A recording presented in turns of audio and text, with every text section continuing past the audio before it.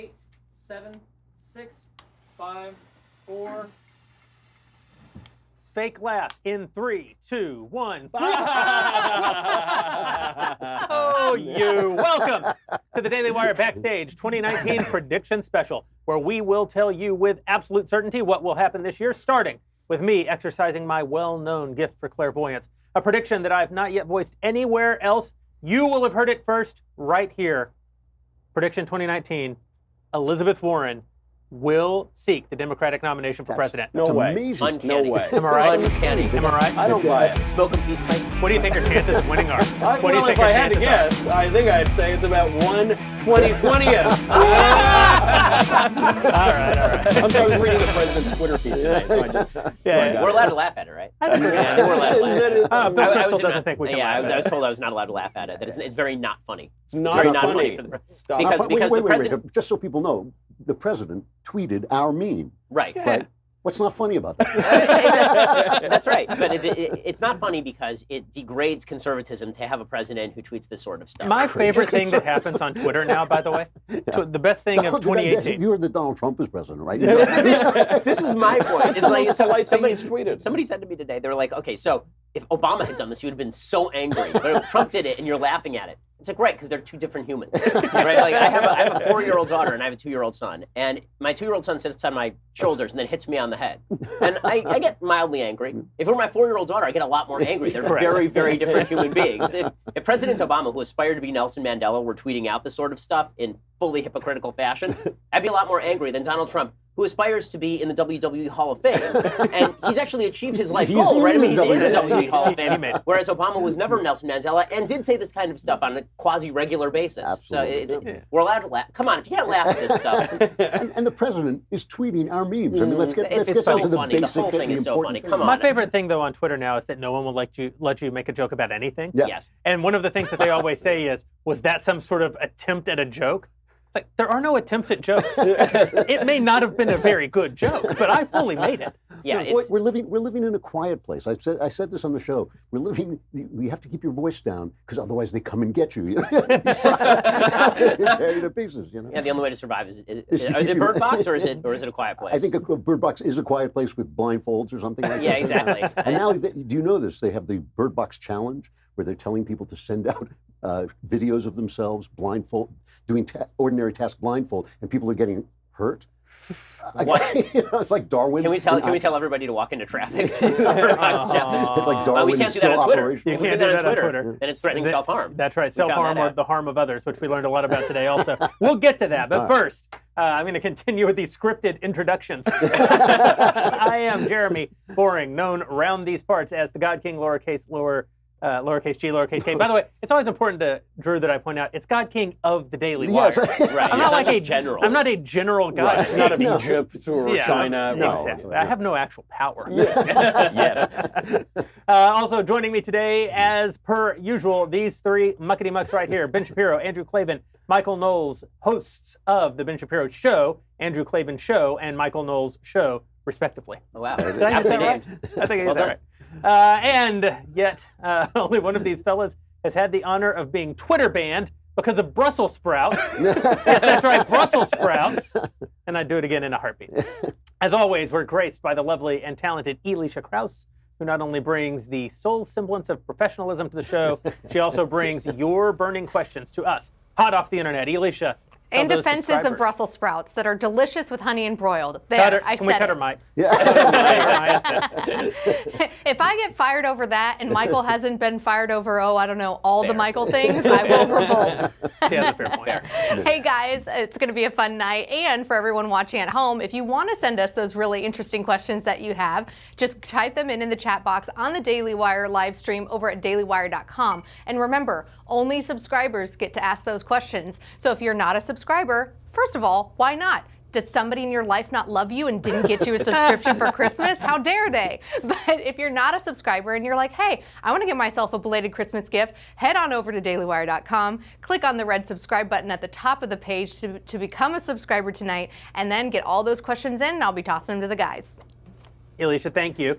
And as I continue down the path of smoking this delicious Rocky Patel, who, by the way, sent us like an ashtray and some delicious cigars delicious stogies. and this actual I lightsaber. may go after Darth Vader with this thing.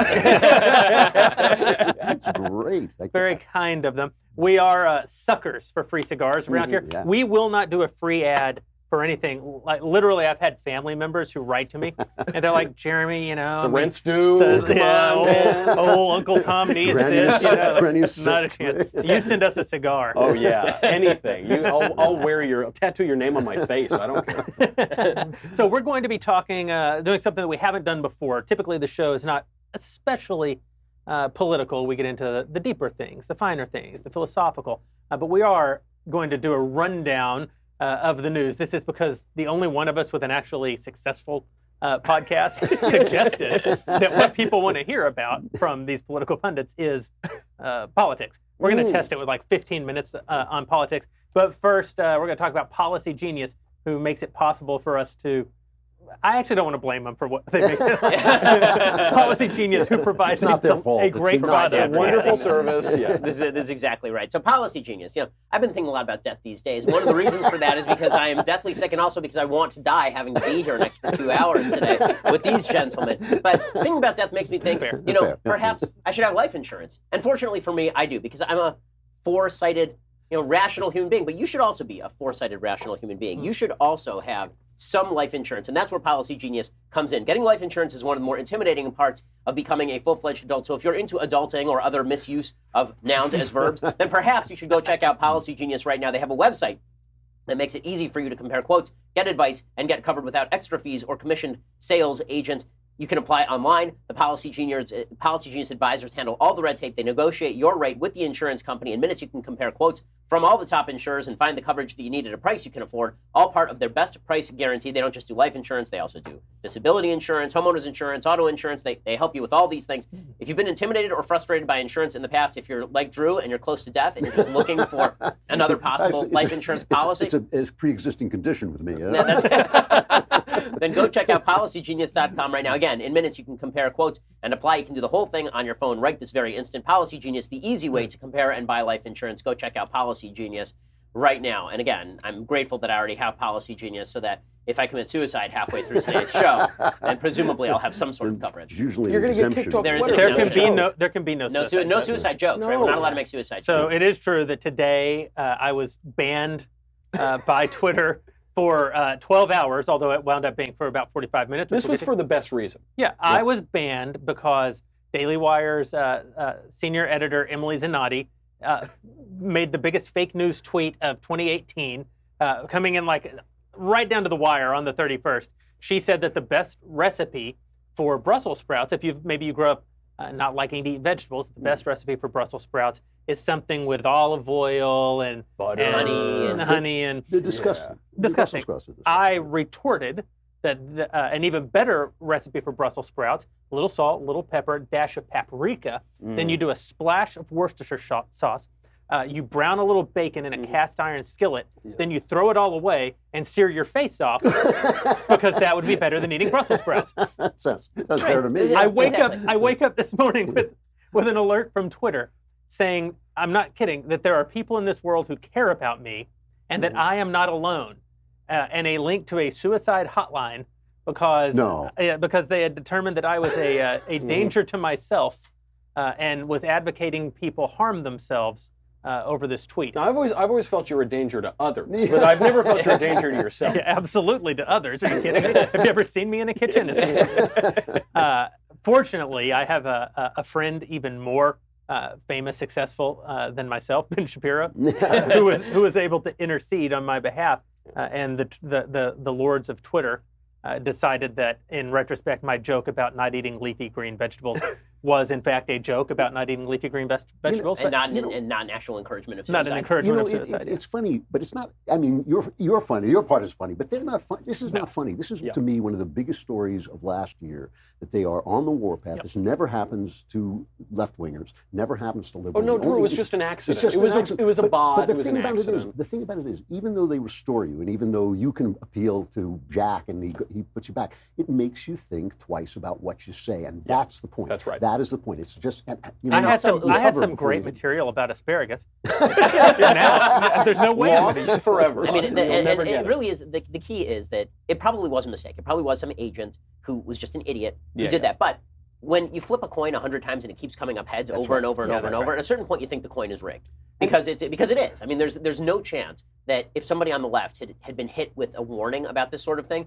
that the agent would have said, you know what, I'm going to hit that suspend button for 12 hours. Clearly, this person is a threat to themselves or others. But I'm sure that the person had heard of Jeremy or had heard of us and was like, well, they're conservative. I'm not going to give them the benefit of the doubt. Yeah. And if Jeremy and I were not friends and Jeremy were just relegated to the obscurity which he so richly deserves, then the chances that Twitter ever would have gotten back to him or heard about it or recanted are pretty close to zero, right? Jeremy would still be banned. He'd still be suspended. I don't have a blue check mark. Right. This is an outrage. That is an outrage. You are, after all. My Chihuahua has a blue check mark on Twitter. You deserve a blue check mark. I am certifiable, but not verifiable. But it does speak to how the left, quote unquote, tolerates humor. I mean, obviously the most high-profile example, this is what they've been doing to Louis C.K., which is just unbelievable. Which, by the way, that material about the shooting was funny stuff. It's hilarious. Of course it's funny. My favorite thing about that is that he told 3 jokes that were supposedly offensive, right? He told the Parkland students joke, which is a very, very funny joke. Funny joke. And then he said the stuff about gender neutrality, which was like, right? And then he made an Auschwitz joke, which was probably the least funny and most offensive of the jokes. Right. And no one cares about the Auschwitz jokes, right? That one went completely by the wayside. The Jews, they can fend for themselves. As always, it's like, they make fun of the Jews. The Holocaust is a big scam. It didn't really happen. Right, well, that too. But it's well, thanks for getting us demonetized on YouTube. I appreciate that. Hey, Jack, are you watching? Hey, everybody. So I just want to say for the record, you guys, that I don't think people should end their own lives. I don't think people should unjustly take the lives of others. Yeah. And I don't deny that the Nazis were terrible people who committed a grave atrocity and attempted genocide of too late. Of all Your the Jews account's of Europe. gone. I think that's a very important But I mean, first of all, Louis C.K. is probably my favorite working comic of the last 20 years. His stuff is really, really funny, and it has been for years. And the fact that he's a personal shambles is like, number one, no excuses. He's a personal shambles, but have you seen this town?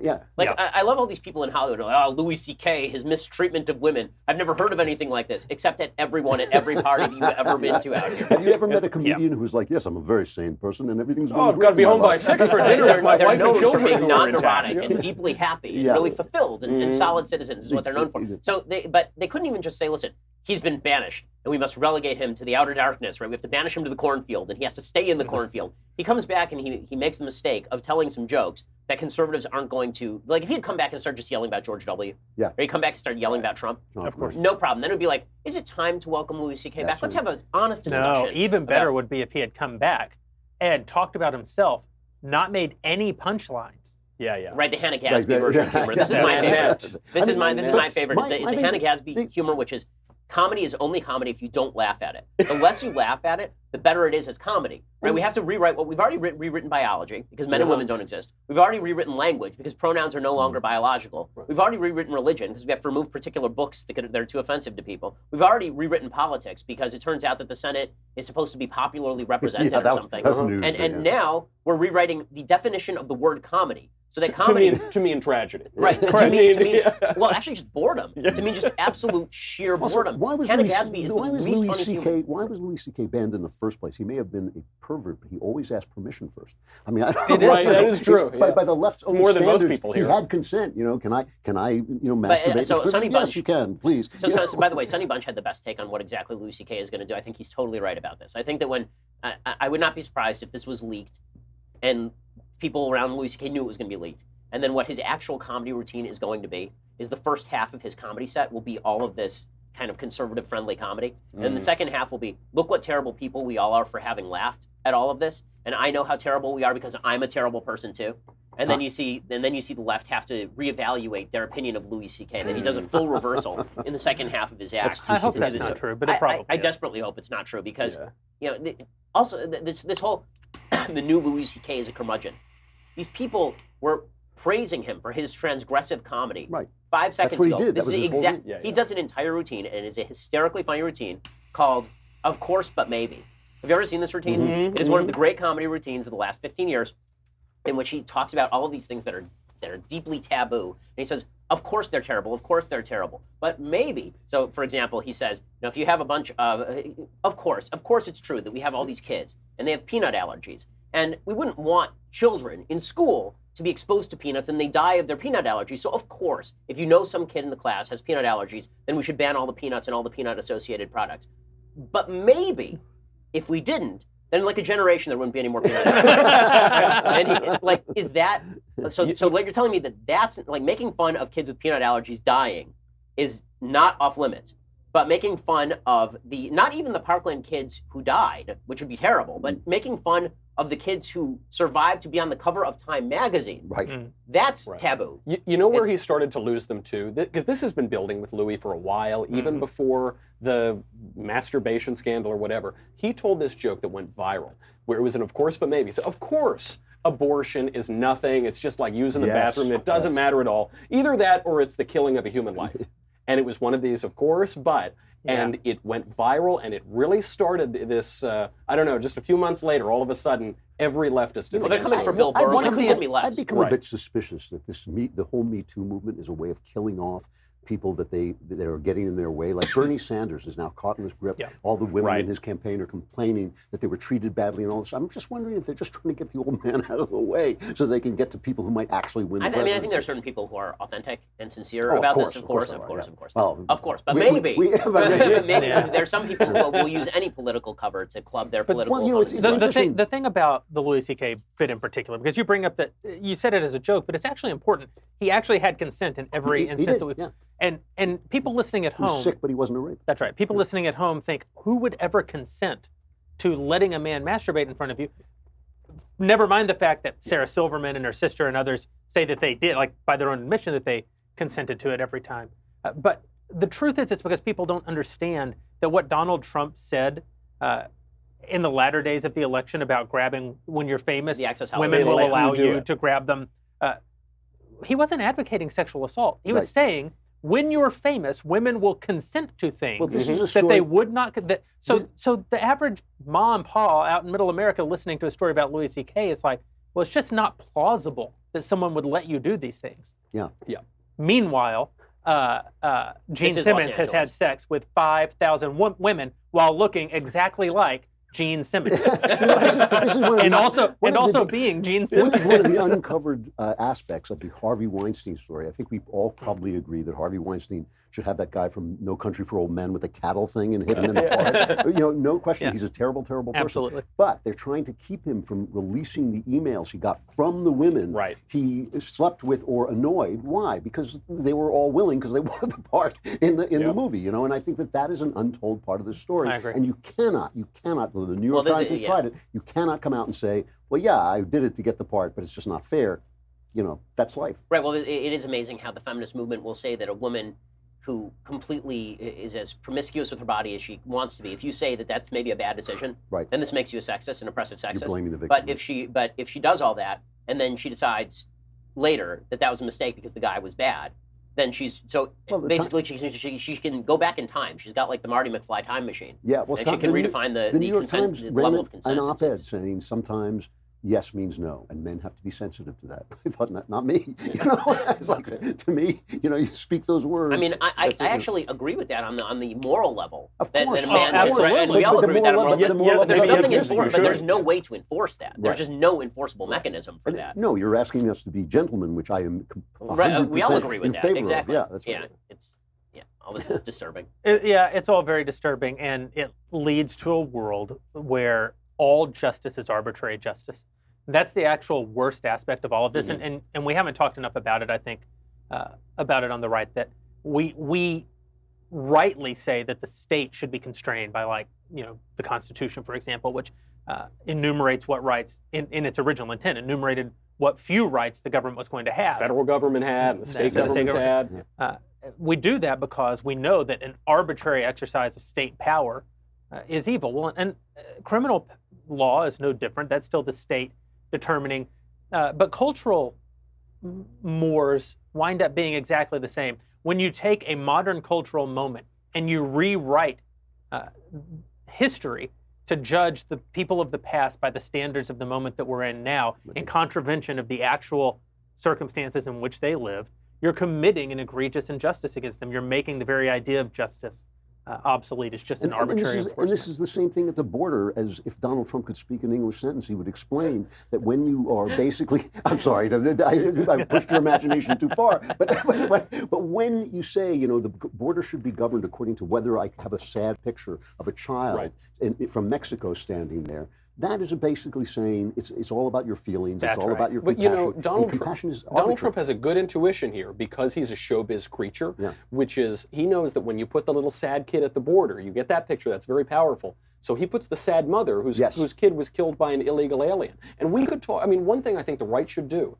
there were studies from Fusion, there were studies from, it was reported in the Huffington Post, from Amnesty International. 60 to 80% of women and girls who cross that border illegally are raped and sexually assaulted on the journey. What about them? Where's that image? Where's that moral case? And why isn't anybody saying, look, pass a law, enforce the law? Instead, you have Chuck Schumer waving a pen around. Yeah. One of the most shameful moments, I thought, in our political history is Chuck Schumer waving a pen around saying, Trump could solve this with a pen. You go like, yeah, a king could solve it with a pen, but here we have guys called senators, Chuck. And they pass laws, and that's how we do things. And this is why, I generally oppose decriminalization efforts, so I don't like the decriminalization of marijuana.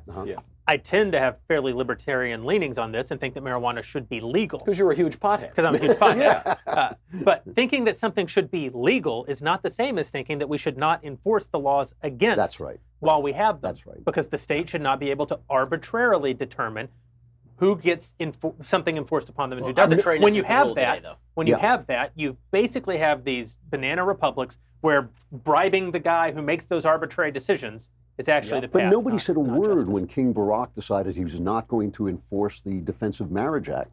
That was enlightened. Well, now you bring us to Donald Trump's spectacular press conference. His glorious.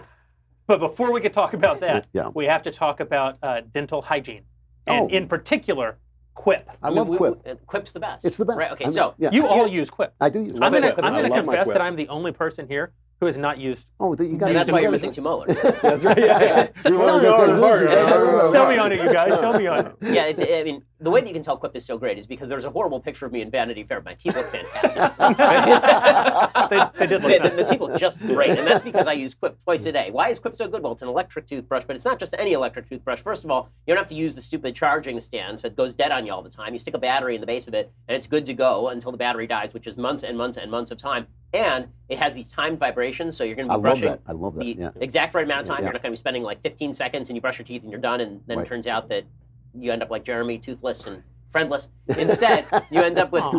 he was friendless before. Instead, you actually brush the appropriate dentist-recommended amount of time. Also, when you go to quip.com and you use quip.com/backstage, you can also get, for a discount, new brush head sent to you on a regular schedule, which means that you're not going to have to worry about the fact that you've been using the same brush head for the last 5 years, and so that cold that you had 5 years ago is still in danger of roaming around your mouth. It's actually mutated into a super cold. I do get attached to them. I don't know what that is. Quip is one of the first electric toothbrushes accepted by the American Dental Association. I love Quip. Everybody here loves Quip. Quip starts at just $25. If you go to getquip.com/backstage right now, you get your first refill pack for free. Again, that first refill pack free at getquip.com/backstage. That's getquip.com/backstage. Go check it out right now and keep your mouth cleaner than this show is. I'm legitimately going to get one. You have to get one. And then at the next Backstage, I'm going to give an honest assessment as to whether or not I like it. And I'm definitely going to like it because they sponsor our show. I actually... That's honest, yeah.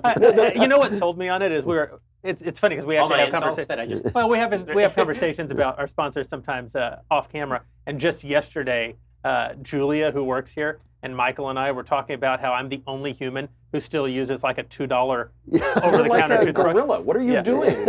And Julia said that she had gotten a Quip for Christmas because the guys are always promoting it and that it was terrific. And I thought, well, I'm kind of at this point a jerk if I don't get a Quip. The question is how people could tell the difference between the toothbrush and Julia.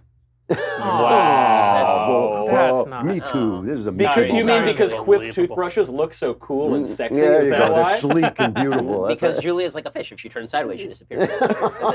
Julia is very petite. She's a skinny person. And is a beautiful girl, and you should be ashamed of yourself. Donald Trump. Who? Donald Trump, the president of these United States, held a press conference. We're going to talk about it, but before we do, Elisha Krauss, Oh, I love who is Elisha. holding a kind of press conference of her own in which she talks directly to the people and then tells us what the people said. Elisha, what are the people saying? But only the subscriber people, because we're not the United States and we don't have to talk to all the people. Speaking of talking to all the people, my conspiracy corner theory is not going to happen in 2019. I thought that Speaker Pelosi might not invite Donald Trump, but you mentioned our next Backstage. Looks like it's going to be State of the Union on January 29th.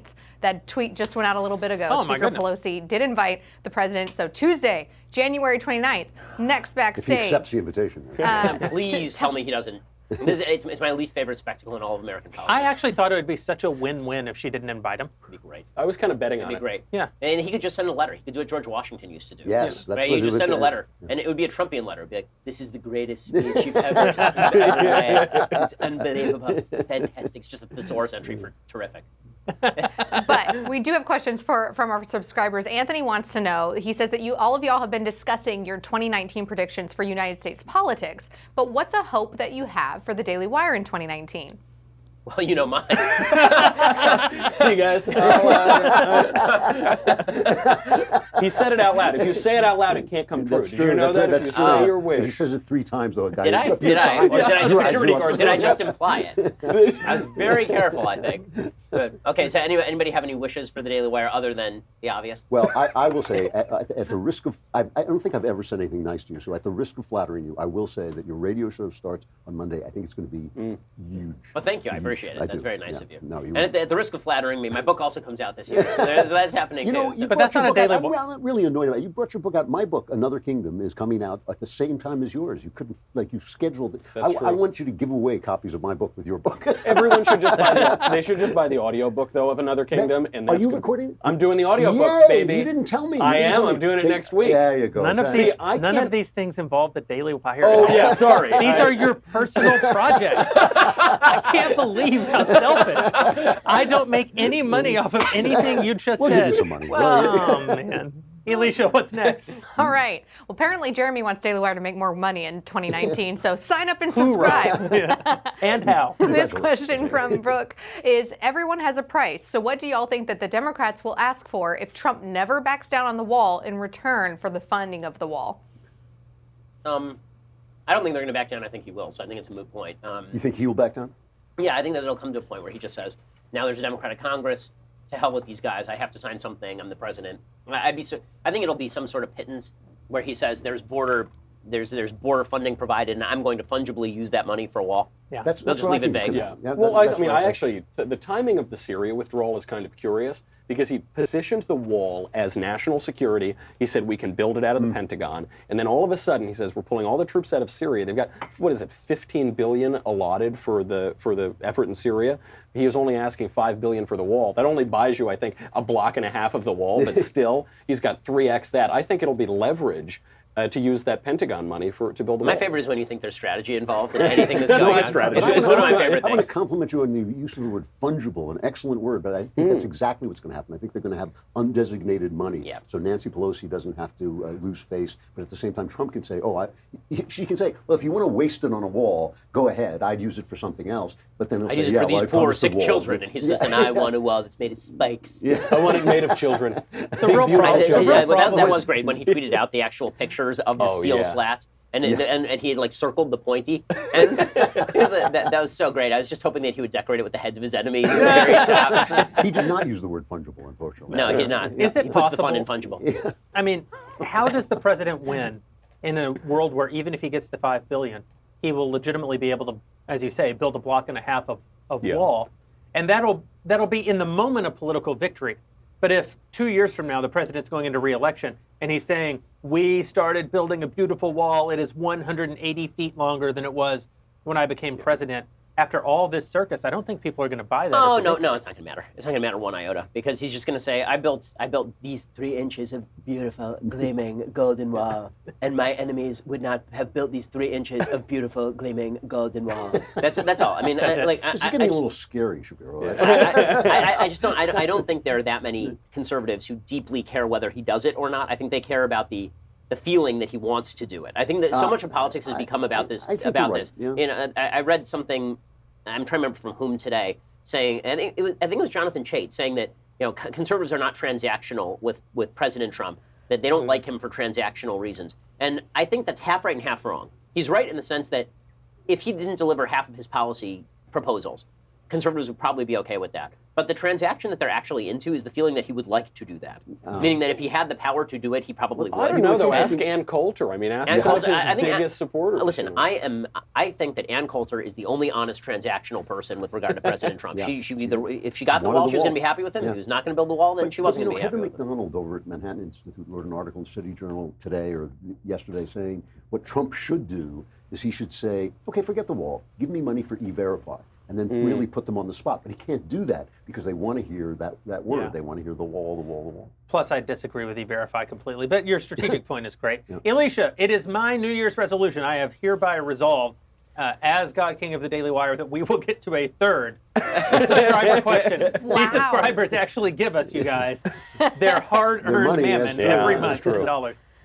And they get to ask us so we can serve both the God King and them. That's right. Little biblical joke there. All right, this question comes from Alex. It's for Ben. He wants to know, do you think the left is going to be so fragmented in 2020 that they won't be able to pull support behind one candidate? Maybe sounds like the GOP in 2016. And if they can pull support behind one candidate, who do you think it'll be? So, number one, I do think there's a natural possibility of a brokered convention for the Democrats. I do think there's the possibility that you see such a split that it's impossible for them to put it together. Because remember, they got rid of the superdelegates and they rejiggered their primary process. So that means that what you actually could see is a bunch of people with a bunch of different delegates and people actually brokering at the convention if enough interesting candidates run. Now, I think if I had, it's a prediction episode, I will predict that Beto O'Rourke is the nominee. And when all is said and done, that the media mobilizes behind Beto. Beto is out Bernie right now. And basically there are three parts of the Democratic Party. There's the intersectional base. There is the kind of old school Democrat Hillary Clinton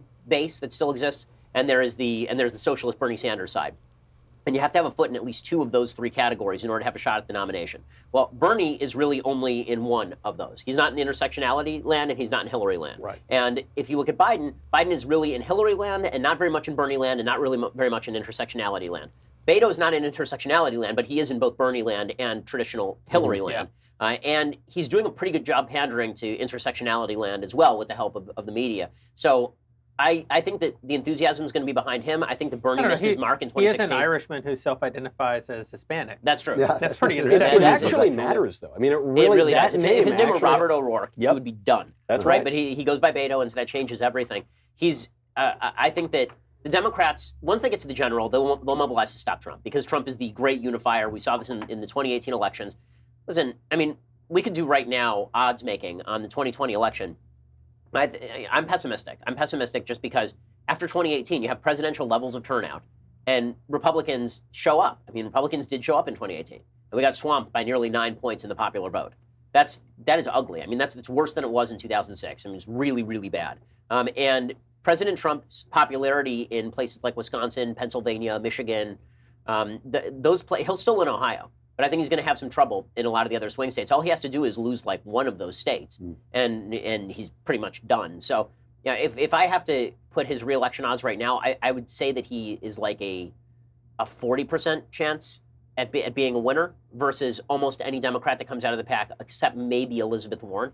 But because she's just terrible. By the way, I am shocked at how terrible she is. Like, I'm shocked at it. I thought, I didn't think it was possible for anyone to be as terrible as she is. You know but what's her amazing? mechanically drinking beer on an Instagram, Alexandra Ocasio-Cortez, who can act like an authentic 29-year-old because she's authentically 29. Right. Correct. But Elizabeth Warren being like, bring me a beer, husband. Yes, my bring sweetie, me a beer. my darling, my. Oh my! And he's like, You know what was amazing, too, about her announcement? When she came out and said, I'm forming the exploratory committee, she did that press conference, and one of the first questions a reporter said, how do you answer the people who like you, they like your policies, but they worry you're not electable because you're a fraud? And she had no answer. Yeah. She's had years to come up with an answer. She still has none. I thought it was a little stranger that her exploratory committee was a scout who went up to the top of the ridge to see if the cavalry was coming. I mean, what do you guys think the odds are on re-election right now? If you have to peg it now, I'm not saying like if things change If I had to radically. peg it now, I would peg it at 50-50, and I know that's a little bit Weaselly? Yeah, it's pretty weaselly. I'm not saying you're weasel here. I mean, you're Just not weaselly. thinking it. I think that's the important. My New Year's resolution was to be so much nicer than it was last year. I'm not saying you're a weasel. But I think the reason is a lot of the people, the GOP suburbanites who showed up and didn't like Trump, are not going to vote for Kamala Harris. They're not going to vote for Beto O'Rourke, and they will show up again and they will vote for Trump in that situation. So that's what raises my hopes for him. The guy had a great first year. He really did. I mean, when you look at his achievements, he rolled on that in the second year that he had. The things that he did in the first year made the economy take off. And it just depends how crazy he gets, because I really do believe that this Russian collusion thing, where he has a point, he has a legitimate point, but I think it's driving him a little nuts. Like he doesn't even promote the things that he's done. He doesn't even go out like any other president would do and say, look what I did. I did this stuff. It's all, that was the thing. all this hyperbole. Like his first tweet of the new year, which was the all caps, just sit back and enjoy. Sit back and enjoy. Or whatever it was. Happy New Year to the haters. The only person who's going to do that is me. But the fact that it was in all caps was basically everything, because the truth is, things are pretty good. Like, we all went on vacation, there was government shutdowns. Did anyone feel like everything was terrible? No. Like, when we all logged off Twitter for 5 minutes, we were like, everything's kind of great. Does it feel like the government's shut down? No, the only thing that'll make you feel bad is turning on social media or looking at your retirement savings account right now. Right, because the markets. No, the markets have taken a severe hit, Yeah. and his trade policy does have something to do with that. That's what Apple said today, and I don't think they're completely wrong. But with all of that said, it's the feeling of sheer unadulterated panic that reeks off the man. Yeah. That is really his biggest problem. He doesn't give you a feeling of quietude. What you want in a president, it really is an important thing. Confidence, what you want in a president, and W did have this, was a feeling like, you know what, I can go to sleep at night. It's not going to be chaos when I wake up in the morning. Yep. It's just going to be a normal day, and the sun will rise in the east. Even with Obama, who was awful, he was predictably awful. He was awful in predictable ways. Right. And what people, I think, actually want is not to be bothered. We all live at a certain level of stasis in our lives, even if our lives suck. You live at a certain level of stasis. Right? This is why they've done all sorts of social science studies, and what they find is that people, their average level of happiness across the course of their life doesn't change all that markedly. You'll see spikes or you'll see shocks, but it pretty much returns to normal right after the spike or the shock, because we're used to a certain level of stasis in our lives. Trump upends the stasis so regularly that it makes you feel uncomfortable. It makes you feel like I can't take an hour break without Jim Mattis stepping down. I can't take an hour break without Trump tweeting something. One of the things we like about him, though. General Mattis being fired. One of the things we like about fired. Trump, though, one of the things I like about Trump is his war with the media, who absolutely deserve it. They deserve everything he gives them. But the reason it works so well is because he is them. He's the same. He does the same thing. Whenever there's a Republican in government, the press mobilizes to create that exact sense of chaos, so that when things actually do go wrong, like the hurricane in New Orleans under George W. Bush, you think it's the end of a long train of chaotic things, but it's not really. It's just the first time they could get their hands on him. They could lay a glove on him. The problem with Trump is that he hits back, but he creates the same level of chaos. Right. And so for the gift we get of the press being slapped around, which is a joy and a delight to behold, we also get this sense that everything is kind of unnervingly awful when things are really pretty good. Yes. However, I will say, because we're in this very shallow moment of culture where politics is everything, where we elected a reality TV star, where all we do is talk politics, we don't talk culture, we don't talk movies, we don't talk religion, I think people want a little bit of excitement. And I think he brings that show business and he brings that excitement. And the one good thing about Pelosi taking over right now is he does a lot better against an adversary than he does when it's just him running the show. He does a lot better. That's my first one. I decided I was going to have one interesting take. I do think that's true. I think Trump needs an enemy, and he will create enemies if he doesn't have them. So he's that problem now. Right, and he's certainly going to have that. But I do think that if the Democrats had any brains at all, we all know this, the biggest mistake they could make is to nominate somebody who's radical and feels like they're going to upend the system. The best thing they could do right now is run a Warren G. Harding 1920 return to normalcy campaign. Right. This has all been crazy. They're not going to do that, are they? No, but this is the point that I'm making, and it speaks to what we're saying, which is that the American people are entertained out at this point. I really think it's why if they would just run Joe Biden, I think they'd win all 57 states, right? Because people do want to go back. People don't think in terms of policy. Yes, this is right. That's right. So no one on our side wants to go back to the policies of the Barack Obama administration.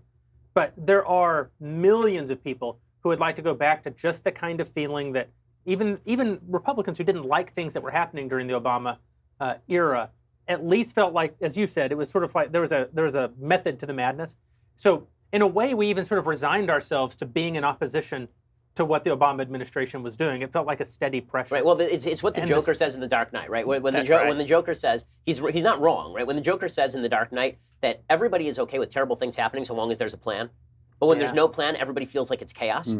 And Trump is the Joker, right? He's the guy setting piles of money on fire. And even if things are pretty good, and listen, everybody in this room, I think it is safe to say, wants to see Trump in a second term as opposed to any of the Democrats that we're currently talking about. And so when we're saying all this with the idea in mind that President Trump, if you were to listen to this, just stop. Yeah. Like it's just. I know you think that this is the gal that brung you, and you got to dance with the gal that brung you. I mean, first of all, that would be a unique thing for the president to actually dance with the gal that brought him, right? I mean, he's never actually done that before. Ben, you just said he's listening. Right? Don't say those things. Fair enough. But the fact that he thinks that what got him here was that feeling of chaos, and that's true. But that's a different thing. The girl wants to date the bad boy until she decides to get married to him, at which point she wants him to cease riding the motorcycle and hanging around in dive bars. This speaks to Selena Zito's theory, which I think is a pretty good theory, that these wave elections that we keep saying are waves for the other side, they're waves for the Democrats, they're waves for the Republicans, are really the country trying to get the car to the center of the road where most people live, and it's just veering right and left. Well, that's why if Obama had governed from the center, he would have won 80% of the vote in 2016, in 2012. Obama's first term is the biggest missed opportunity in the last century. I mean, I know you and I agree that 2012 broke the country. I think 2012 destroyed the country, like in so many ways. We took an honorable guy, Mitt Romney, and we just trashed him, and it trashed Romney too. Trashed Romney, right? I mean, you can see that from that op-ed this week. These days, right? We can get to Romney in a second. First, in a bad economy, as Daily Wire God King, the guy who's responsible for making sure you all get paid, one of the tricks to getting you all paid is a concept that I made up when I was skipping college. And I was thinking, if you want to make it in business, if you want to make it economically, if you want to have more than you used to have, and this is what I came up with. It's called buy low, sell high. This is why he's the God King. I got to write that down. Right now, the market is down. Buy low. Yeah. But where could you do such a thing? Robinhood.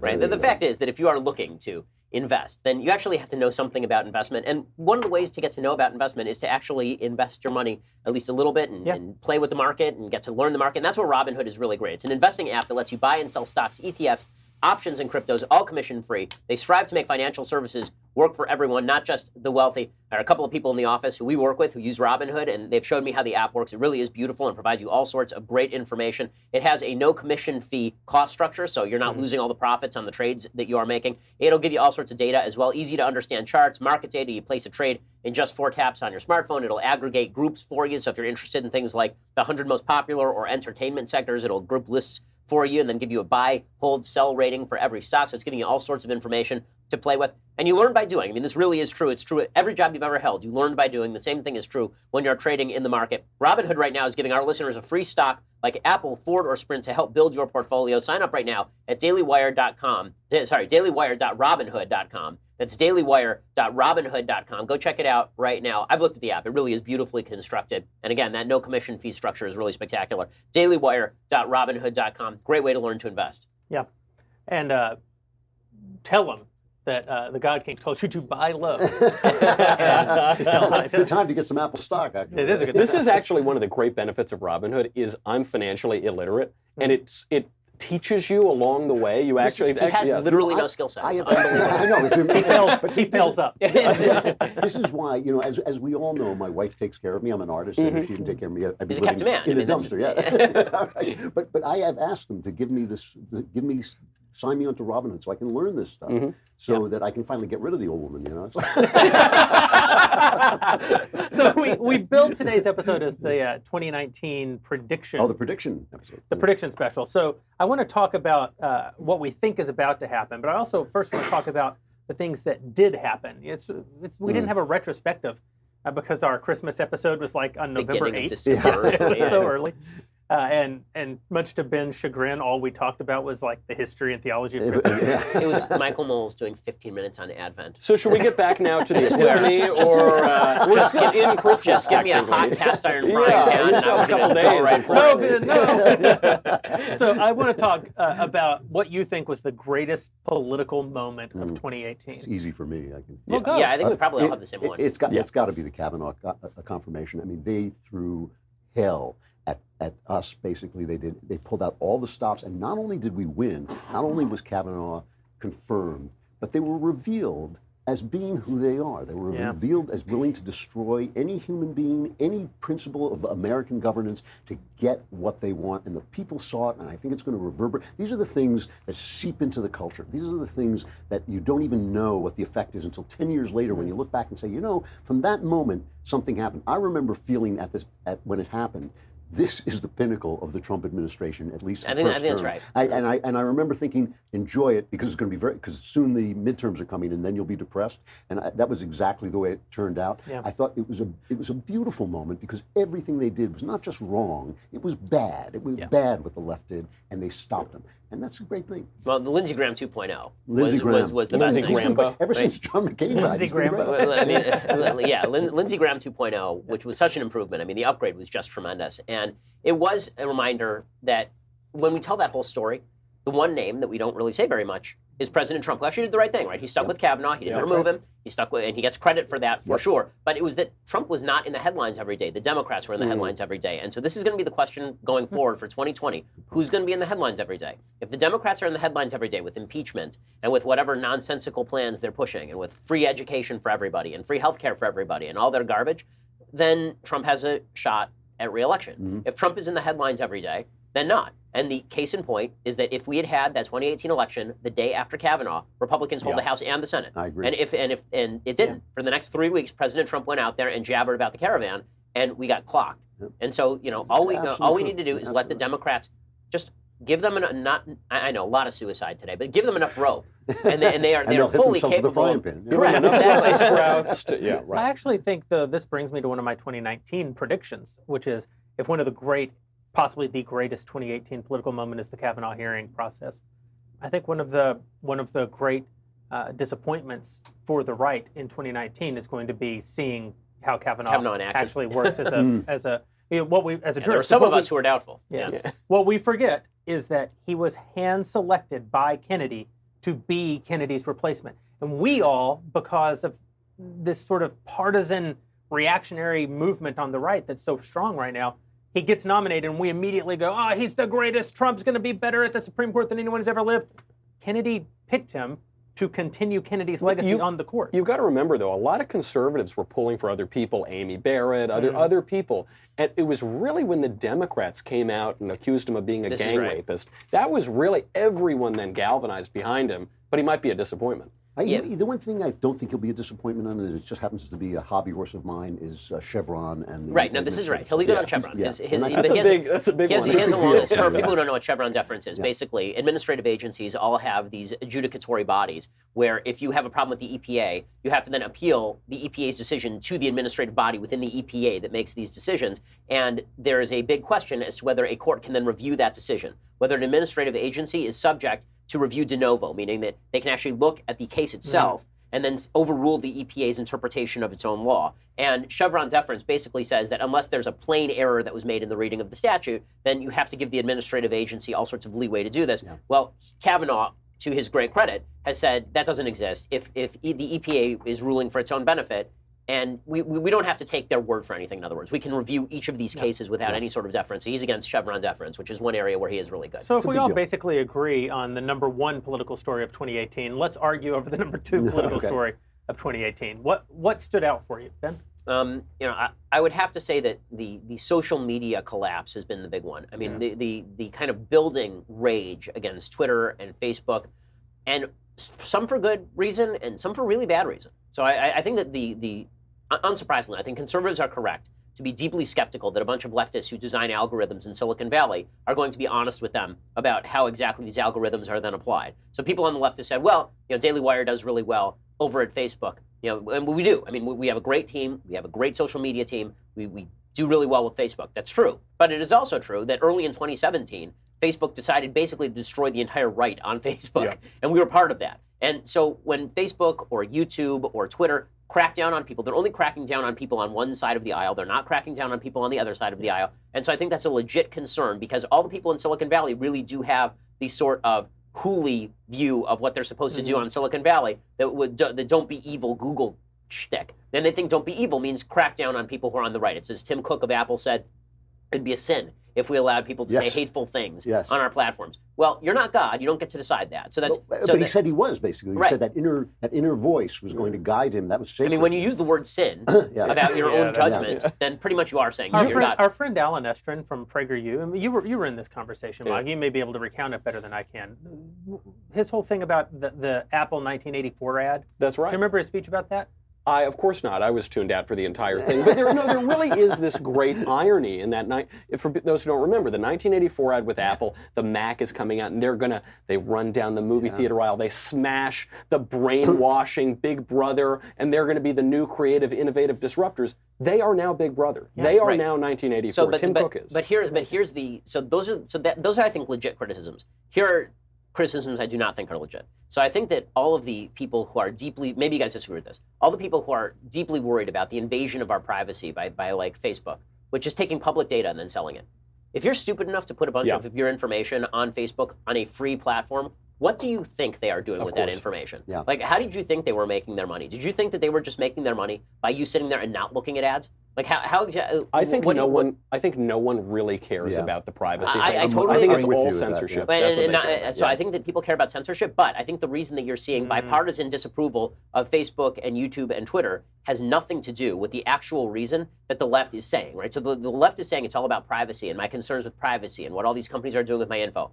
No, what the left is actually concerned with is controlling the censorship. That's right. And so what they are actually upset about is that Donald Trump won in 2016, and they think that if they can control the social media by basically threatening them with legislation on the basis of privacy, then they can get all their social media friends in Silicon Valley to turn off all the right-wingers. Let me push back on this, and then I'll. It's important because we say that as Americans, and it's true, but the left had an agenda, sort of a universal agenda for the last century before this moment. And we're seeing it play out in Europe, and I worry that we're going to see it here, which is this whole GDPR movement in Europe. There's basically the European Union passed a law that went into effect a few months ago about how websites that operate anywhere where a European citizen might be able to interface with it. So it actually applies to American companies here, that the way that we store and deal with user data is now regulated by the EU and subject to fines. And the fines can be $20 million. And so you may have noticed if you go to websites over the last 3 or 4 months, maybe undoubtedly all of your favorite websites have started doing this thing where you have to like elect to use cookies, right? And that's not like the letter of the law of the GDPR movement, but it's a result of it's the reason it all happened on one day. That's the day that GDPR went into effect. It's going to cost companies like Google and Facebook billions of dollars in Europe. But for smaller operations like the Daily Wire, it presents real challenges. It actually makes us question whether or not we should make our content available in Europe at all, because it's so onerous, the restrictions on how you can use data now. And so while I agree that in the exact moment we're in, the left actually doesn't care about privacy, they only care about sort of pressuring these social media organizations to not let Donald Trump get reelected. They do have a secondary agenda, which is control everything and take everybody's money.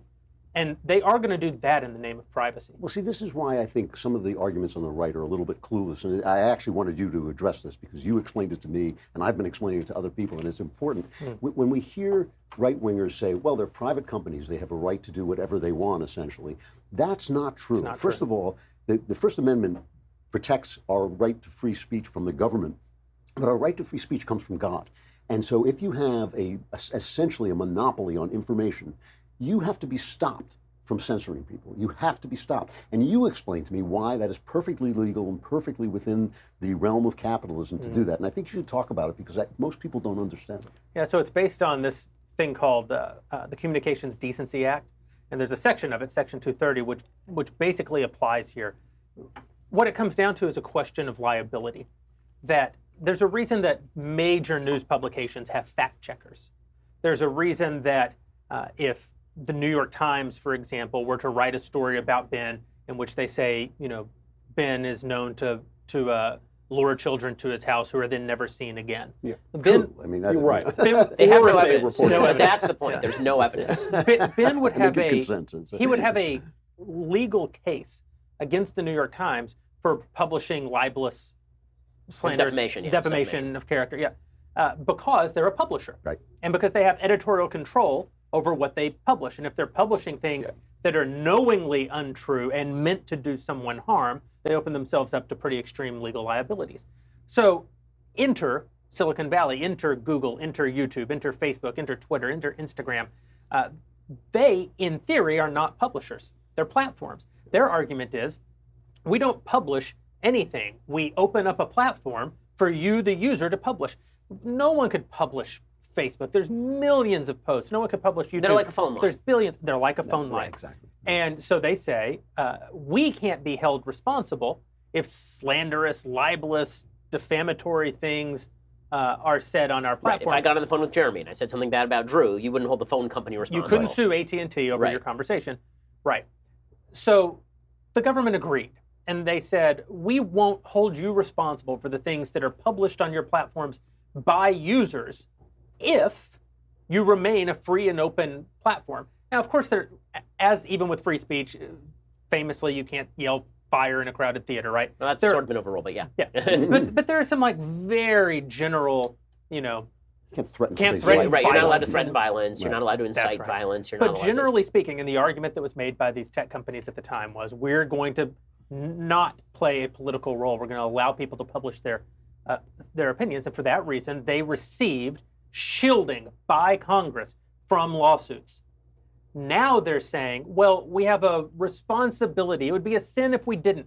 That we have to execute editorial control over things that are being written to make the world a better place, to make the world a friendlier place, make the world a more generous place. And the argument is, well, cool, if that's true, Great. a lot go of ahead. terrible things are said about us on your platform, a lot of untrue, a lot of things meant to incite harm to us.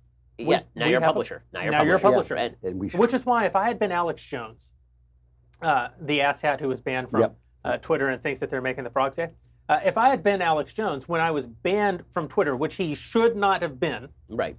I would have filed 2 concurrent lawsuits. In lawsuit number 1, I would have sued Twitter for removing me, for removing my opportunity to publish my own views on their free and open platform. Lawsuit number 2, I would have sued Twitter for all of the horribly defamatory things that were published on their platform about me in the wake of me being suspended. And I would have made Twitter defend in 2 separate cases.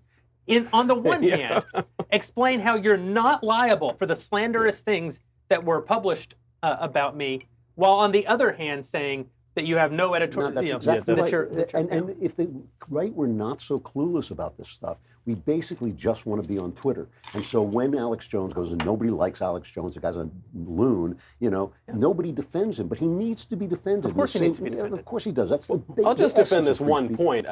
They are turning the frickin' frogs gay, aren't they? They're making the freaking frogs gay, you guys. But it is. But nothing's wrong with that. Yeah, but what's wrong with it? Who am I to judge? Who are you to judge? A gay frog, for crying out Well, loud. I mean, if Kevin Hart had said that, then they'd ban him from the Oscars. By the way, I think that the only people who are willing to host the Oscars are probably in this room at this point. That's the way this works. But No, and I think what happened to Kevin Hart, I mean, to me, this Yes. is the stuff that is absolutely terrible that's happening in the country. Well, so I've coined this word that I'm definitely trying to catch on. It's gonna be fetch. I'm really trying to get this word caught. Woke scold. I actually like this one. Right? This, I think is it's a pretty good good one. That's not bad. because these people are woke scolds. This is what they do, and it can be used as a verb also in the fashion that we use all nouns as How many verbs of now. them are there? I mean, So this is my point. I don't think there are that many of them. So I think that there. I think there are maybe. I think there are hundreds of thousands. I don't think it's tens of thousands. Right. But I think that the ones who are super active and actually get this stuff done, I think you're talking about a group of 500 people. Right. Really, I think that, and these are the people who call up Tucker Carlson's advertisers and bug them. These are the people who decide that they're going to go after Kevin Hart on Twitter. It's basically like sleeping giants in media matters. And what they do is they sit around all day because they're bored and terrible, awful people. And rich. And yeah, some of them are rich. And what they do is they then mobilize to harass one person and ruin that person's life for a day. And then that person goes up the chain and says, my life was ruined today. And somebody says, you know what, it'll just be easier for us to disassociate from this human being. And you know how I know that this is true? Because we have used this tactic ourselves. So Jeremy and I, before we ran Daily Wire, we ran a group called Truth Revolt. Oh, right. You were there. I was there. Right? Yeah. I mean, and Truth Revolt was specifically designed as a mutually assured destruction group. We said this openly, that we hate the tactics we're using, but the left needs to learn that they can't just bully people into silence. And so what we would do is if there was somebody who said something terrible, like Martin Bashir saying that he wanted to defecate into Sarah Palin's mouth, do we actually think that Martin Bashir should lose advertisers over that? Not really. I think he's a schmuck, right? I mean, I think that people shouldn't watch his show, but I think advertisers should be able to advertise wherever they want. And we had a group of activists, and we told all of our activists, call this line at this advertiser and tell them you don't want to see their advertising on Bashir's show. Now, the advertiser doesn't know whether these people were actually shopping with them or getting insurance with them or any of that kind of stuff. All they know is that that day, their entire customer service team was overwhelmed with like 30 phone calls. And that was the entirety of it. It was like 30 people who would call. Yeah. And then the advertiser would be asked on Twitter or publicly, are you going to keep advertising on Martin Bashir after he said X, Y, and Z? And they would feel inconvenienced for like a minute. And then they would say, okay, we're pulling our advertising. Right. Okay, and well, the reason that I'm bringing this up is not because this is a good tactic. It's not. That's the reason I'm bringing it up. Advertisers need to understand that a bad day does not mean that if you kept advertising on Martin Bashir, you would lose your entire business. And this is also true on Twitter. It's true of comedians. Like, this is why Bill Burr, God bless him, is never going to be taken down by these people. Because if these people ever tried to take down Bill Burr by saying, like, you said X 10 years ago, he'd just say F you. Right? F you is the most it's the single most powerful tool. Yeah, so what? That any of this, so what? Really, the person who used to say this to me was Andrew Breitbart, right? Who took as much flack as anybody that any of us have ever known. And he always used to say, and it was hard for him because he's a human being, right? And I take a lot of flack too, and it's hard as we all do in this room, actually. He always used to say, walk towards the fire. That one of the empowering things in being on the right, and I think Trump has done this for a lot of people, is the feeling like they're shooting the arrows, and it feels like Boromir at the end of the first Lord of the Rings, that you're getting hit with arrow, arrow, arrow. But at a certain point, you realize the arrows actually don't hit you. Right. That they bounce off you. That just saying, you know what, go screw yourself. Right. Most people don't care about anything. And you know what? I've actually taken a fairly big hit for my opinions. I think I can say financially, I've taken a really big hit. I lost contracts in Hollywood that were worth, I'm sorry, but they were worth millions of dollars. We'd pay you a lot more if your opinions were better. But in the end, if you're an American, who wants to live afraid? Who wants to live silent? I mean, we all go and talk to college kids, and they always come up and they ask the question, how can I say this and that? And what they really mean is, how can I say this and that without consequence? And the answer is, you can't. You can't. This is what being an American is all about. And we all carry the culture. Every one of us carries the culture in our two hands. We have a responsibility to take some hits. I got to tell you, this is shocking, but speaking of those college kids, I'm actually more pessimistic than Ben on this, on the woke fetches, on the woke scolds, which is that I don't think it's terribly small. I think it is in the broad American population. It's very small, but it skews so young. Well, and that's there true. are so many of these young kids. Jerry Seinfeld Well, it feels said this. powerful. It gives them a feeling of power. It gives them a feeling of power. And Seinfeld said he won't play college campuses anymore because they call everything racist. They call everything sexist. I see a lot of it. We all do on And all they college have to do is campuses. make it slightly, the people that the woke scolds are aiming at are the people who are decent but kind of apathetic and don't want to be bothered. Right? Those are the actual people they're aiming at. Not at me, and not at I'm not Tucker, sure. and not at... What they're really aiming at, and this is one of the great unspoken truths of America, they're aiming at boards of directors of corporations who are risk averse. Right. And the unfortunate reality is that the corporate board in America has given us the left-wing agenda. Almost everything that we actually think is wrong in the culture is being promulgated by probably people who donate to Republicans. Yeah. They make a lot of money sitting on boards. They probably go to the country club. They've all eaten at Mar-a-Lago. But they're so risk-averse in their business that they give us frivolous sexual harassment policies. They give us pulling money out of anybody who says an opinion that they agree with, but that gets any heat brought on them. They fund all the colleges. They fund all the colleges. I mean, it's too big a topic for us to go to today, but we should on one of these in the future really talk about the danger. How can we win back? How can we give mettle and spines to these board members at these companies? Because if they would fight the wars, we wouldn't be losing. But first, we have to talk about a good corporation, a good company. Oh, yeah. Okay, so a great company, a company with company in their name. These guys are That's how serious they are. I mean, that's so but, honest. But these guys are legitimate badasses. They are the folks over at Bravo Company Manufacturing. So you know that all of us here in the room are big believers in the Second Amendment, believe in our Second Amendment rights, believe in your right to keep and bear arms to protect all of your other rights. Well, Bravo Company Manufacturing was started in a garage by a Marine veteran more than 2 decades ago to build a professional-grade product that meets combat standards. BCM believes the same level of protection should be provided to every American, regardless of whether they're a private citizen or a professional. BCM is not a sporting arms company. They're there to make weapons that will function properly when the time comes to use them if your life is, God forbid, in danger. Each component of a BCM rifle is hand-assembled and tested by Americans to a life-saving standard. BCM feels a moral responsibility as Americans to provide tools that will not fail the user when it's not just a paper target. They work with all the leading instructors of marksmanship from top levels of America's Special Ops Forces, from Marine Corps Force Reconnaissance to U.S. Army Special Ops Forces, who can teach the skills necessary to defend yourself. To learn more about Bravo Company Manufacturing, head on over to BravoCompanyMFG.com. You can discover more about their products, special offers, and upcoming news. Again, that's BravoCompanyMFG.com. If you need more convincing, go check them out at YouTube as well. YouTube.com/Bravo Company USA. I've talked to the founders of the company. These are guys who do not give a damn about what anybody has to say about them. All they care about is providing the best life-saving product directly to you. BravoCompanyMFG.com. That's BravoCompanyMFG.com. Go check them out right now. You know, this, though, points to something. I agree with everything you just said about risk-averse corporations, but we have to add into that the shift from a manufacturing economy to an information economy is a shift from people who are good at making things like these guys, right, like Bravo Company, to people who specialize in emotion. They are, and they are naturally leftist, and the corporate world has turned more to the left as we have shifted more to an information economy, and this old idea that the Republicans are the friends of corporations is no longer entirely true. I think there's truth to that, and I'm not sure about whether it's emotion, but I do think that it has something to do with the idea that a material product on the shelf is what it is, right? The piece of metal that you are buying on the shelf. You got to do a good job. Right. And in the end, it's going to be judged by the quality of the product that's on the shelf, whereas technology is going to be judged by all of these other vague things that you feel about the company, which is why you see all these corporations now branding in the most leftist possible fashion, because they feel like the conservatives.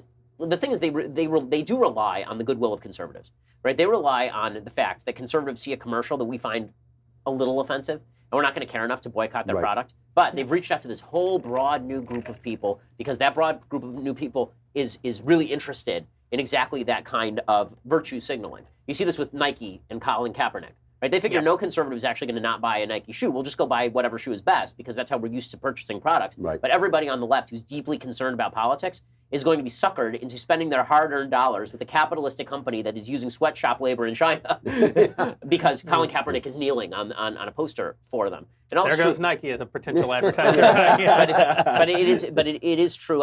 When I said that, the apathetic person in the middle, there's a reason. The left is smart. What they are doing is they are paring away the people around the Overton window. They're gradually closing it. So they're not going directly for the center of the Overton window. They're not just saying, okay, no more Shapiro. Instead, what they're doing is they're saying, well, let's start with Alex Jones, because everybody hates Alex Jones, because he's a schmuck. Yeah. And I'm like, yeah, you're right, he's a schmuck. But, you can't throw him out, because if you throw him out, then you could throw everybody out. They say, well, but if you think that he shouldn't be thrown out, that's probably because you agree with him. Right. And then you should be thrown out alongside him. I saw this happen a couple of years ago when there was all this talk about, should you be able to punch a Nazi?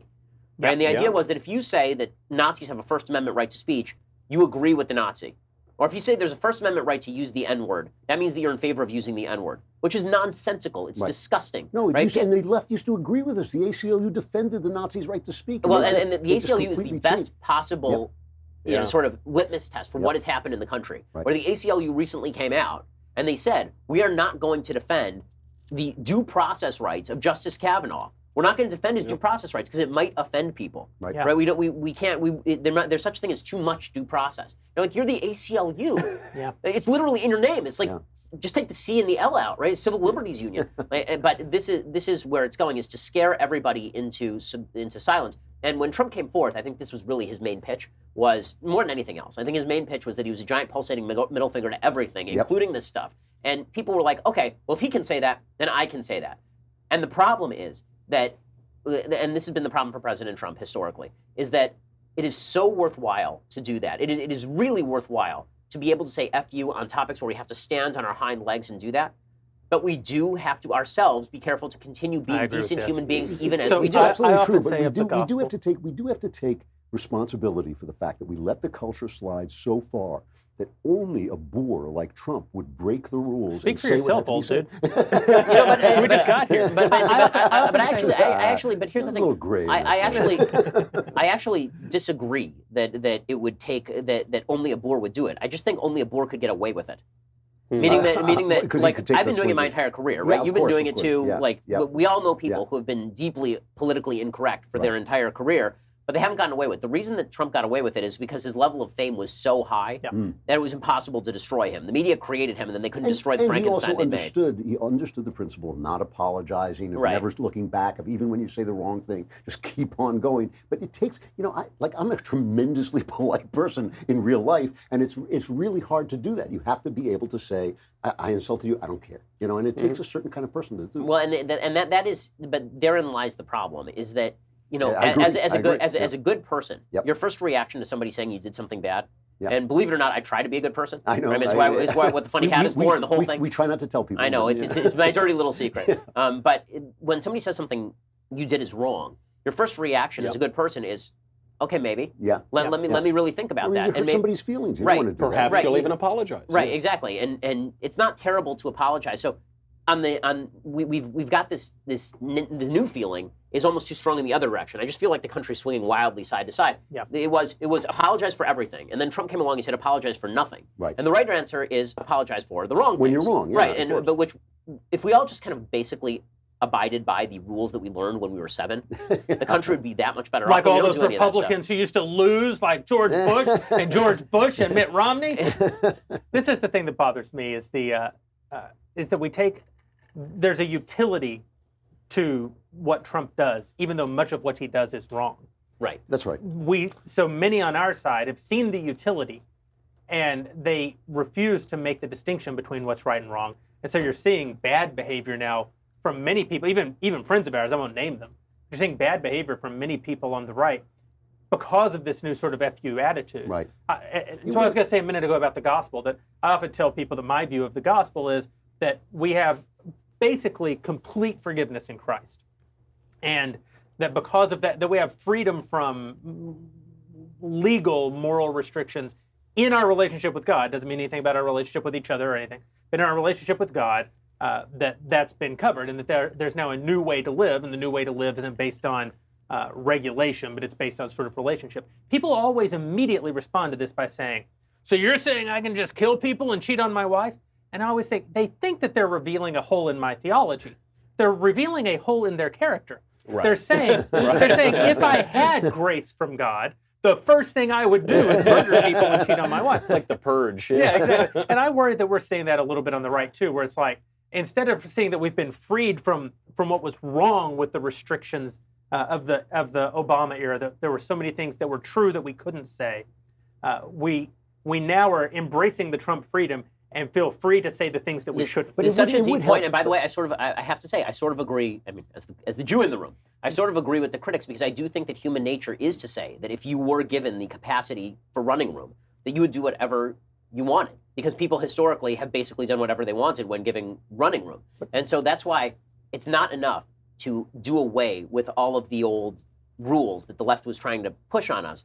We do have to re-inculcate virtue, and that's where the other half of Trump is missing, right? Well, Trump is great at knocking down rules, and all of us cheer when the bull in the China shop breaks the China that needs to be broken. It's not just that he's breaking China that doesn't need to be broken; it's that we do need a new set of China there, right? I mean, there actually does need. We need to be able to serve dinner. But right? it would help. It would help if George W. Bush, decent man, had not expanded entitlement spending, had not attacked every country on earth trying to spread democracy. It would help if Mitt Romney had not put Obamacare in Massachusetts. It would help, in other words, if these guys were actually conservatives as well as being But it polite would to also human help if beings. Donald Trump didn't say that the Soviet Union was right to invade Afghanistan. I mean, there's a lot. No, of course, yeah. It's time to talk to some of our DailyWire.com subscribers who pay the Absolutely. bills around these parts. It's time to talk to Elisha Krauss. Even better. I'm over here in Subscriber Central, which I found out it's really uncomfortable. And then someone said, no, it's not a broom closet. It's Knowles' studio. So even though you can't fire him, you did give him a really crappy hole. I just want everyone to know that. Yeah, that was Ben's doing. Yep. Ben actually personally designed it. This question comes from Joel J., and he wants to know why Michael Knowles and other strong conservatives seem to hate vegetarians and vegans. Is it possible to truly be conservative and non-meat eating? Does this not impact how the GOP sees suburban voters? I don't hate vegetarians and vegans. I love vegetarians and vegans, and I want them to be happy. And one of the ways to be happy is to eat veal, one of the most delicious meats. Foie gras is very good. The problem with veganism, not vegans are confused, and I want them to see the light, is that veganism is morally incoherent. How many vegans do you know who are pro-life? Very few. Maybe they exist, but there are very few. Most vegans I know, very left-wing, very in favor of abortion. But part of this is the moral incoherence here. Does anyone really believe that an oyster is more conscious than a carrot in any measurable way? I don't think so. Not really. It's a total inversion of the natural order. We, biblically speaking, have dominion over the land and the sea. We are conscious beings. We use our reason. We are biologically built to consume meat. It is good for us. Vegans always look kind of sickly and weird, and they're always imposing their will on all of us. It's a total inversion of the natural order. And the left, as we always say, gets everything totally wrong. They turn comedy into tragedy. They turn everything upside down. Politically correct means not correct, right? All of these various things. This is another example of them getting it wrong. And if they would stop serving the environment as though the environment were above them, it were some god of theirs, they would learn that we are designed to serve products of the natural environment to each other on different days. Okay, So I hate to agree with them. I actually I have a theory about veganism and vegetarianism that's going to be the most unpopular thing that I've said all night. But I want us to get back together in 50 years, and we'll raise a glass to Drew. I'm still going to be here. and talk about whether or not my prediction has borne out. I know where you're going, and I will agree with you. I think that the next frontier in human morality is toward vegetarianism. Totally agree with this. And You know who else thought that? Hitler. That's it. but it Totally agree with this. I've said this before. It I agree with actually this. raises an interesting question for me about morality versus righteousness, which is we sometimes conflate the two, and we try to make God a moral being. But the problem is that morality exists within a societal framework. But God is a righteous being, and righteousness flows from God. It's not a human-made construct. And so there's an interesting question about, can morality actually improve across a given civilization, across a given amount of time, while righteousness within that civilization decreases? And so here's an example of this. It is the case that in Eden, man did not eat meat. But it is also the case that upon the expulsion from Eden, God killed the first animals to provide not food, but Nice jackets. to require fur, fur for the lovely ladies. Over time, however, and I know you can't, it's naive to say as we progress, we get better, because, the 20th century is the most bloody century in human history. But there are aspects that become better from a sort of moral point of view. Doing away with polygamy, doing away with child marriage. The Virgin Mary was probably 14 years old when she conceived Christ, but none of us think that it's a bad thing that 14-year-olds aren't married off to 30-year-old men today. We think that that's a probably moral improvement within society. It doesn't make them immoral to have done it at the time, because they didn't live in the framework of our current society. They needed polygamy to build civilizations in the beginning. They needed women to get married and have children very young when the life expectancy was very short. And so you had to create children early on. There's other things that are maybe less justifiable, but still represent shifts in morality. Slavery. Slavery was ubiquitous across almost all cultures on all of the earth. And then an awakening came in our consciousness. And now, I say George Washington, one of the greatest men to ever live, oversaw 300 slaves. If I oversaw just one, you would all agree that You're a real jerk. Right. Because I don't live in that moral construct. And I do oversee one. And you can't sell him off. I can't get rid of him. He keeps trying to sell me off. Who would buy them? And so there's an interesting question to me. I think the left is going to turn to vegetarianism and veganism and this sort of really expansive view of animal rights over the next 50 years. I think that's the next Yes, this frontier. is right. Can I? But my question is it a moral improvement? It's obviously the case that without the eating of meat, we would not have, as a race, we could not have gotten, a human race, we could not have gotten to where we are today. But there is a question. Once you live in a nation so rich, or on an earth so rich, or once you have the capacity to make protein. Once you can, they're growing steaks without animals now. See, I think does it change the morality of killing animals? So here's where I think the big distinction lies. So I'm actually, believe it or not, as a big meat eater, I think that in 100 years people are going to look back and think that we're all barbarians for eating meat. And I think that, and I could see myself moving toward this, but not on the basis of animal rights. So here's where I think that there's a big distinction. I think there's a difference between human duty and animal rights. Where the animal rights crowd is coming from is that animals are basically the same as human beings. And this is why whenever I'm asked this question, it's like, well, you care about unborn babies, but you don't care about the slaughter of a cow. It's like, right, because a baby's a baby and a cow's a cow, and they aren't the same thing. But people in the animal rights movement are always assuming the commonalities between animals and human beings, which I completely deny and do not accept.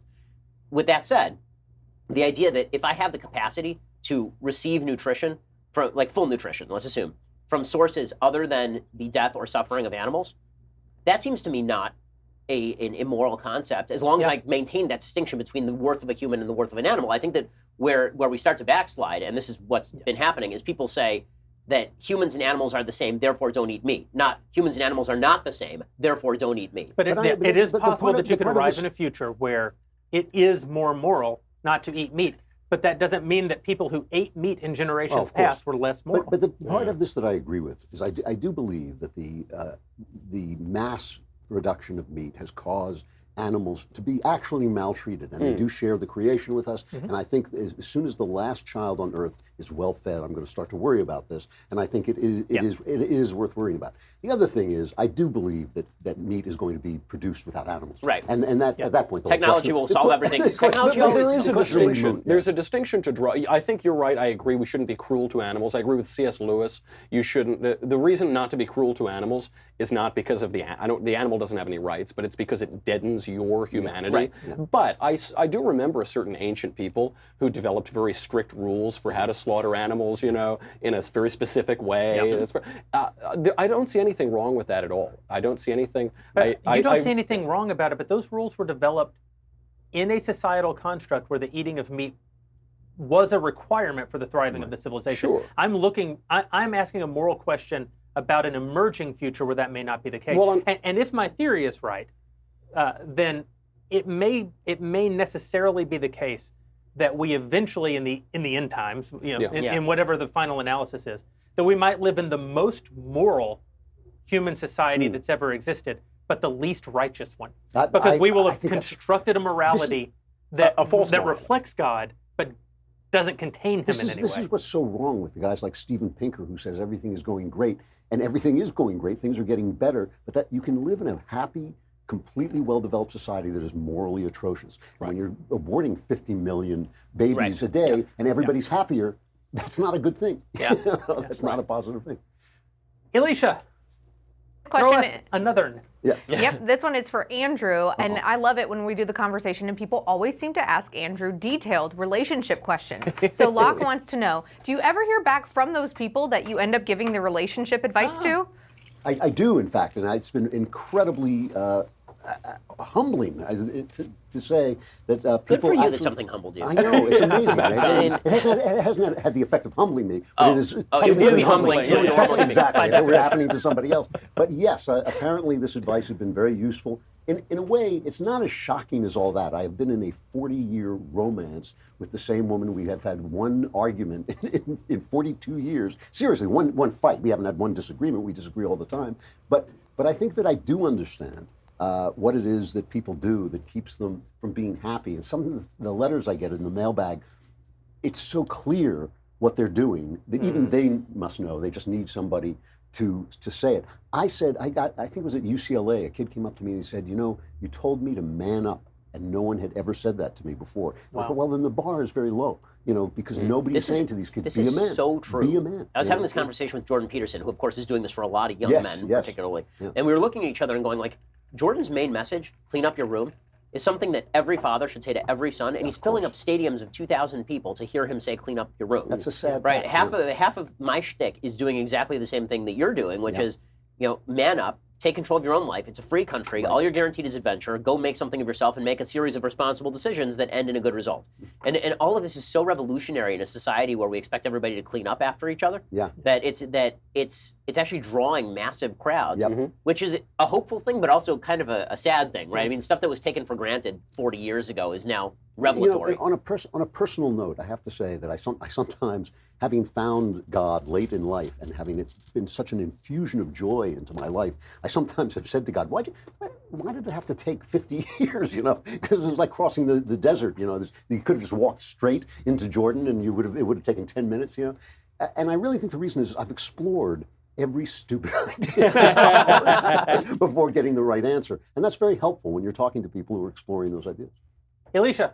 All right, Chelsea says, hey crew, I have some friends who are joining the Democratic Socialists of America and seem militant about the philosophy. Do you have any ideas on how to convince them of the errors of their ways? I do, and I don't think it has anything to do with logical arguments against socialism. This is an unpopular point of view. There are myriad logical arguments, historical, philosophical arguments against socialism. I don't think that's actually the appeal. I think the appeal for these kids is on a much more base level. I think it has to do with intersectionality. I think it has to do with skin color. I think it has to do with Alexandria Ocasio-Cortez being Jenny from the block in the Bronx, even though she grew up in northern Westchester. I think that's really where it comes in. And you have to make emotionally compelling narratives. We talk about this all the time out here in Hollywood. You have to tell emotionally compelling narratives about the horrors and the ravages of socialism and communism, and about the wonders of free markets and capitalism. And I think if you talk about the statistics, 600 million people lifted out of poverty in 30 years, just in China, basically, because of capitalism, because they liberalized economies. The awful ravages of Cuba. You're just speaking in numbers that people are not comprehending. But if you talk about the family, the individual, if you talk about Ji Sung-ho, that guy who was in North Korea, lost his limb because of communism. He had to crawl across a river, ducking guards and bullets to make it to freedom and to show the joy on his face, lifting up that walker that he's walking with. And you compare that to the ravages that are still in that country. That is much more compelling, and it allows people, especially young people who have been denied moral arguments their whole lives, to really cling to something. I think that's going to stick a lot better than statistics. I agree, and I also think the moral argument, the thing that conservatives do all the time is they talk about the fact that socialism doesn't work. Right. And while that's true, it's also just wrong. Even if it worked, it is wrong for you to go out and work hard to make money, and for me, because I got elected to something, to take that money away and say, I know better how to spend it. And that really is what the DSA pitch is, right? The DSA pitch basically is you're a better person because you are a socialist. And that is the chief obstacle you have to overcome when you're arguing with folks is you have to make them understand they're not a better person for being a socialist. It actually makes you a worse person because you are now espousing a philosophy that says that you deserve my stuff because you're breathing, and that's not a thing. Yeah, you're a thief. Alicia. All right, Allcrats, I hope I'm saying that right. Maybe it's just a username. So sorry if I'm pronouncing it wrong. He wants to know, should Trump have a contest for Meme of the Week and tweet the winner every Wednesday night? We won. Yeah, that's right. 100% he should, right? Okay, well, before we go any further, it was a big week for Michael. Meme. I can't do the impression. Next meme. Yeah. Before we go any further, I do have to. This is the only time I'm ever going to do this. I need to throw this to Michael because we have to get his Alexandria Ocasio-Cortez retelling. We have gone through this entire episode without this is his big moment, guys. The only use he has had in several years. This better not just be live. We better have this tape of Ben complimenting me here. This was a Christmas gift. This happened on... Also, please explain why it matters, like why this is important, because you're getting a lot of flack, people saying, like, why are you so down on AOC? Like, explain the whole thing. Right. So AOC, Alexandria Ocasio-Cortez, she sent out this tweet. Really, it was a social media intern who sent out a very stupid tweet, but it was this tweet of her congressional plaque, and it said, don't be fooled by the plaques that I got. I'm still Alex from the Bronx. This is her appeal. She's this scrappy girl. She says it. Trump's going to deal with this girl from the Bronx. She's not from the Bronx. She's not from the Bronx. I'm not from Brooklyn. She's not from the Bronx. We grew up in neighboring towns in affluent northern Westchester, one of the richest counties in the country. She grew up in the much richer, much less diverse town next door, Yorktown Heights. I grew up in Bedford Hills. I don't pretend to be from I went to the Bronx once a week as a kid to go grocery shopping, see people. Maybe she went once a week. When she got called out on this during her campaign, she then changed her tune on her campaign bio. She said, oh, my life was defined by commuting. You can't commute to a public school. She lived there her whole life. Her father was an architect. She then said, well, I grew up in two worlds. She didn't grow up in two worlds. So I was just tweeting this out to her. I said, the average household wealth in the Bronx is $400,000. The average household wealth where you grew up is 3 times that. The median income was this. The median income was that. And people were getting so upset by this. It is a fraud. It is a fraud that she is perpetrating, and this is the Liz Warren moment for Alexandria Ocasio-Cortez. The way that you know, by the way, that this really hurts her, that this really matters to her, is I'm sitting on my Christmas vacation. I'm sitting there swilling Chablis, having a grand old time, a few martinis in, and she is tweeting about this for a day, because she knows this is a big weakness for her. It is the central fraud, and her appeal, which I think is emotional and intersectional and identity politics, is a total fiction. She went to a place with great public schools. It was totally affluent. She got to go to a private college. She's politically savvy. She won that seat.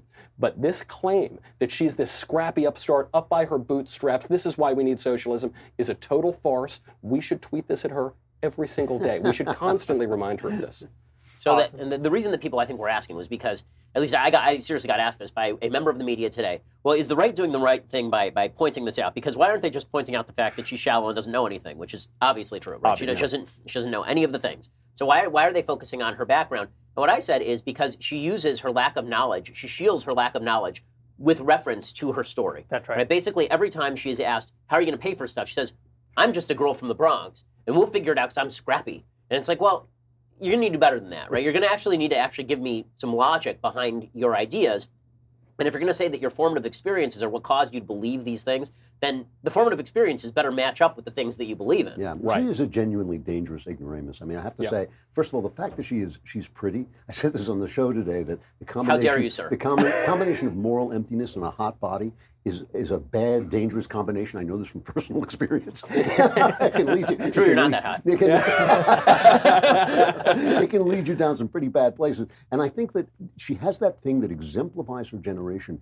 She thinks if she speaks with passion and she moves her hands and she looks at you bright, that changes the words coming out of her mouth into something true. And it doesn't. The things that she says aren't true, and they're uninformed to the absolute bottom line. Mm-hmm. Yeah. So let's talk to another subscriber. One thing we haven't talked enough about on today's show is how people can become subscribers. And not only if you go to dailywire.com and become a subscriber for $100 a year, not only do you get to ask maybe, let's be honest, we're going to get to maybe 6 questions, but you get to see the archives of all the shows, the full video versions of all the shows, and starting next week, you'll get to see the 2-hour live video of the new Ben Shapiro show, national syndicated radio show, which is going to launch in like 127 markets or something next week. That's amazing. Yeah, it should be great. Yep, looking forward to it. Got nothing else. Yeah, he is looking forward to it. I got to save my voice, man. Alicia. All right, Dana says that this question is for Ben. She wants to know why you call Jeremy. Yeah. Yeah. It's never really occurred to me. I mean, I didn't realize I start speaking with your southern drawl, I guess. It was the cowboy hat that did it. Yeah. So put that on. Here's the problem with being named Jeremy Daniel. Boring. Daniel, if you haven't seen it written down, is spelled in my instance Danial. No. Instead of IEL. I did not know It's a that. Persian spelling. Jeremy is just a terrible name. I'm from a town of very, very few people. In my graduating high school class, there were 4 Jeremys because in 1979, it was suddenly popular to name your kid Jeremy. So I got named. My first name possesses no hard consonants. First of all, if you're going to have sons, your options are biblical characters and kings of England. That's it. This is correct. Those are the only options with available. hard consonants. Yes. With hard consonants. Have to have hard Correct. consonants. My name Totally is agree. Jeremy, which is pronounced by almost everyone, including Ben Shapiro, Jeremy, which basically translates attitudinally to punch me in the face. There will never be a President Jeremy. So my parents may be recognizing the mistake. Like as soon as they wrote it down, probably they felt shame and kind of didn't like me. As soon as but they had already started writing. So what do you do? So they said, we'll give him a better middle name, Daniel. It's a good. It's a biblical name, the justice of God, Daniel, right? And Daniel being the God of the Bible. But that's not what they did. They wrote it D-A-N-I-A-L. Well, it turns out there is a God who is not the God El. And that God is Allah, the God A-L. So my name now is the Justice of Allah, which they followed up with my last name, Boring. Yeah. So my actual Christian name, which is proof that I will never be president of the United States, is Punch Me in the Face, the Justice of Allah Dole Guy. And that's the way we think of you, basically. And we let parents name children in this country without having to register it with the state first.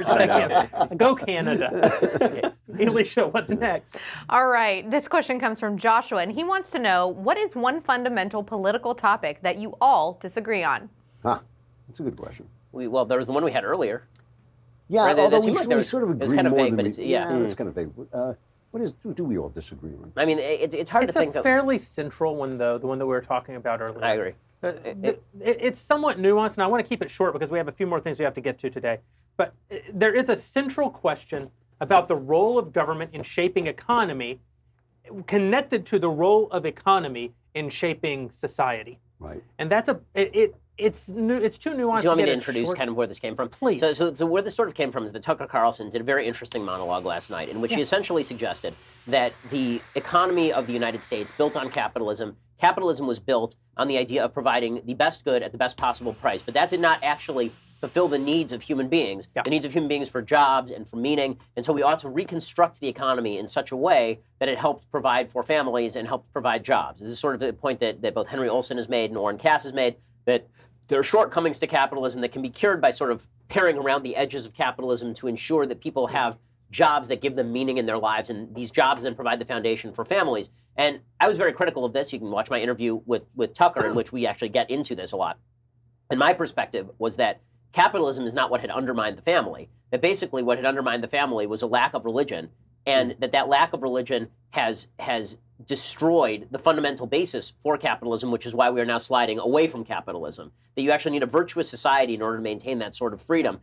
And I think where the debate came in is that Drew believes that the economy, my view is that virtue and economics are rarely linked. I don't think that virtue and economics really have much to do with one another. I think that's sort of a Marxist view, that if you change the economy of the situation, then you necessarily change family structure. Drew's view is a little different. Your view?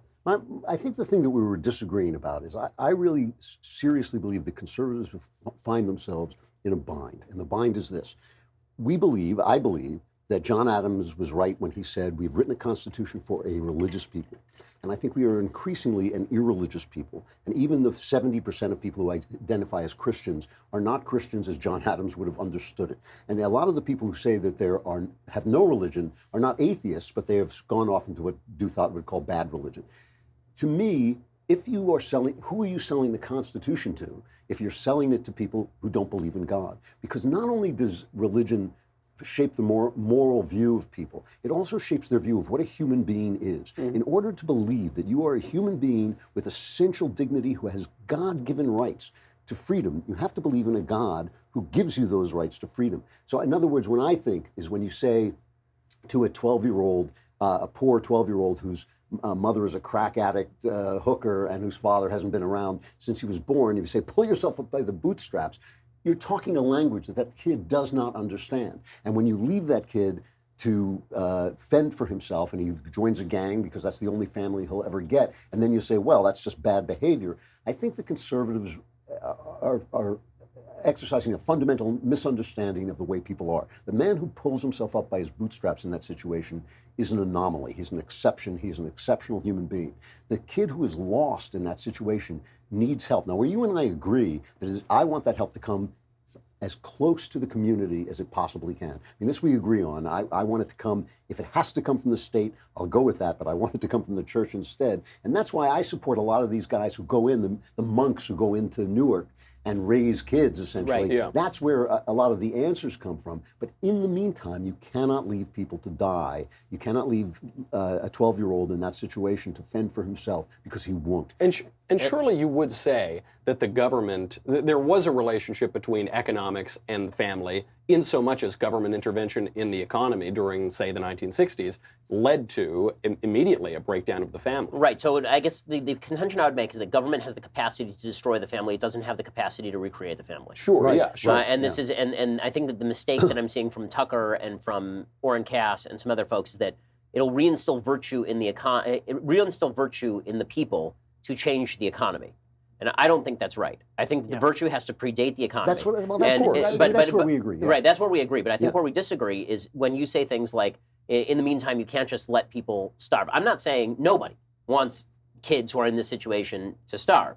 But where we disagree, I know, Jeremy, this is where you disagree, is the idea that the government providing for that doesn't have more cost than benefits, meaning that when the government comes in and says, okay, now we're going to provide a social safety net, you're creating a perverse incentive structure that encourages more creation of 12-year-olds who are going to be dependent on the government. And the proof of that is the last 50 years of government largesse. I think there was a wonderful article in the Wall Street Journal, I believe it was by Phil Graham. I don't want to pin him with it if it wasn't, but I believe that's who wrote it, where he said, you know, a lot of these redistribution programs have seriously helped people economically, and at the same time, they've seriously created a culture of dependency.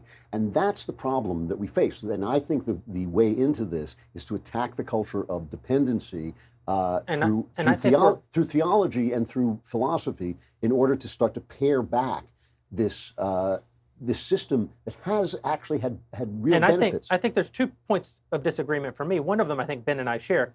I disagree with that article. I disagree with the assertion that these programs have fundamentally increased people's economic prosperity. I don't think they have. I don't think that's right. I think you're wrong. The poverty rate in the country is dropping faster before the implementation of welfare than it was after the implementation of welfare. But the fact is that the people who live in poverty now live at the level of middle-class people in the 80s. And that's because of capitalism that has nothing to do with redistribution. No, that's not true. It does have to do with redistribution. I mean, then why were living standards better in 1950 than in 1900? There wasn't socialism or redistributionism between 1900 and 1950, and economic standards rose dramatically. In between that. Yes, but they rose between 1900 and 1920. I can pick any period of American history in which capitalism reigned, and living standards always get better. Capitalism raises people up. Capitalism is magic. It's a wonderful, wonderful thing. There's no question about it. But in order to have people who are free, they need to have a conception of themselves as people who deserve to be free. And I think we've lost that conception. If you don't start there, you're lost. Well, so that part I agree with. That's the part we agree on. I think there is one other point of disagreement, though, and I won't put these words in Ben's mouth because it may be that this is my unique disagreement. Your son actually helped me understand this. You think of politics in very practical terms. I do. And I think about politics in very ideal terms. Right. But that's absolutely true. I think that you cannot achieve your practical ends if we forsake the ideal arguments. I'm not talking about idealism in the sense of that we disconnect our beliefs from the consequences of our beliefs. But I'm talking about it in an aspirational sense. What bothers me about Trump, for example, is that Trump does not even speak the language of aspiration toward the ideals on which this country was founded. He has accomplished some practical successes for us, but in winning the battles, I worry that we're losing the war because we're not even fighting the war, we're forsaking the war. And I think part of our point of disagreement when we get into these conversations, and many other things that we disagree about, is because I'm not willing to give up my aspirational views of what we should stand for. It's why I talk more about theology and you talk more about people's needs, even in religious conversations. You talk about the struggling man and I talk about the glory of God.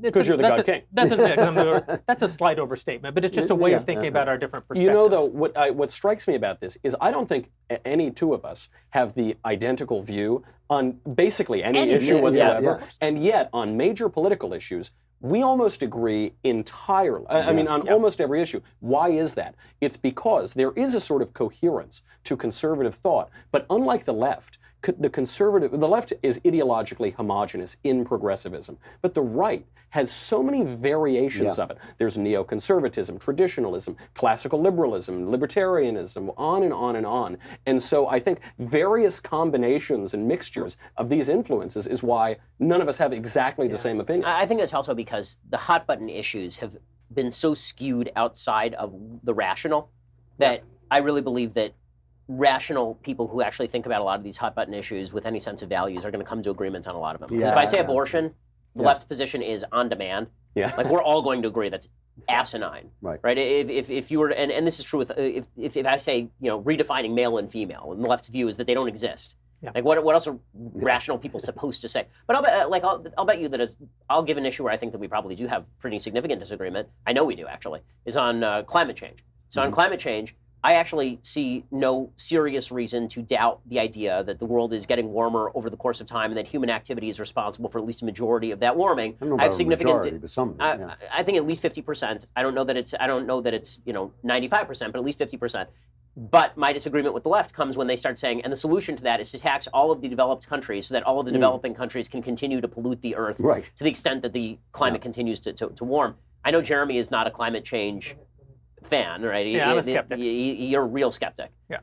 And I'm not sure where you I'm guys a are on moderate this skeptic. issue. I mean, I do believe that there are always two questions with the left. The first thing is the issue, and the second thing is their solution, which is the government should take over everything. And I think that no socialist, no government solution is going to work here. It's going to be a technological solution. I'm not against some investment in that kind of solution, but basically I think some guy in a garage will invent a battery that can contain, wind created. And there's even another level of skepticism, which is skepticism not of the warming or cooling or not of even the anthropogenic part, the man-made part, but of the catastrophic part of global that's warming. correct also. I am skeptical of that. Because even the worst prediction is that it will take 10% off an economy that's going to grow something like 300, 400% in the time it will take to take 10% off. We can afford that. That's a good deal. Yeah, it's a great deal. This is the point that was made by William Nordhaus, who just won the Nobel Prize in economics. That is the worst prediction of it, and most people think it's going to be more like 5%. So I'm just very skeptical of the sky. If we can't accept that over the course of the next century, human ingenuity has been pretty good. About fixing problems. So if it costs us 5% of our economy in a time when the economy grows by 400%, and in the meantime some clown invents a battery that's going to solve the problem, just not that worked. Yep. Elisha, I want to take one more question, and then there's two last things that we have to talk about before we can let people go for tonight. But mostly because I made promises, you guys. And like Robert Frost's poem, which is now in the public domain, promises to keep and miles to go before we sleep. Miles to go. You know what that's about? It's about suicide. Elisha, share one last question with us from our Daily Wire subscribers. Do we have a Daily Wire suicide hotline? So when I tell you that I'm making Brussels sprouts for dinner tonight, you don't try to burn your face off. With Brussels sprouts. All right. I guess this question is for Ben and Michael. Ben Shapiro quotes on the Daily Wire subscriber page wants to know, do Ben and Knowles have a bet on whose book will sell the most copies? And does that bet involve Knowles' maybe unemployment? So we do not have a bet. I would not make that bet. The last bet I made with Knowles, I lost. It was about the 2016 election. He has never let me forget it. I'll tell you what. I think this book. I read your book. Yeah. I'm not just saying this because you could defenestrate me right now, throw me out the window. It's very good. Oh, it's really good. I think it's going to sell a zillion copies. It's very important. It's better than all the other popular books that have come out recently. I really mean that. Oh, thank you. That's why I don't know that it's going to sell 250,000 copies, right? But I would still be willing to bet that my book sold more or will sell more if you give me odds again. 4-1. Elisha, thank you. Thank you to our DailyWire.com subscribers for all you do to keep to keep us employed. The last two things I want to talk about tonight, one of them is pretty important, and one of them is really just a hat tip to a loyal fan. It's New Year's. Everyone is making resolutions. They always do. I think people like us tend to kind of roll our eyes at New Year's resolutions on account of how most people don't keep them for very long.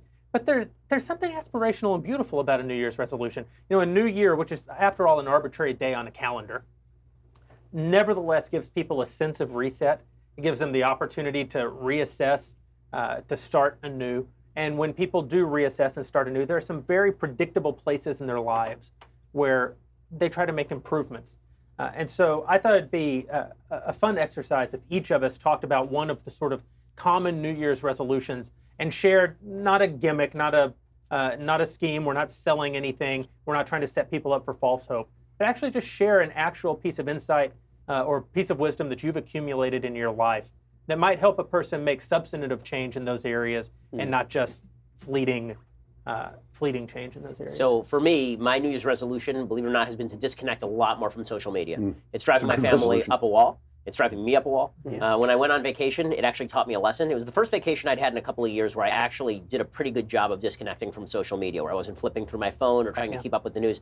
Part of that was because in the past I've taken vacation during actual work times. This time it was between Christmas and New Year's, so everybody was on vacation, so nothing was happening except the president telling 7-year-olds that Santa doesn't exist. Which I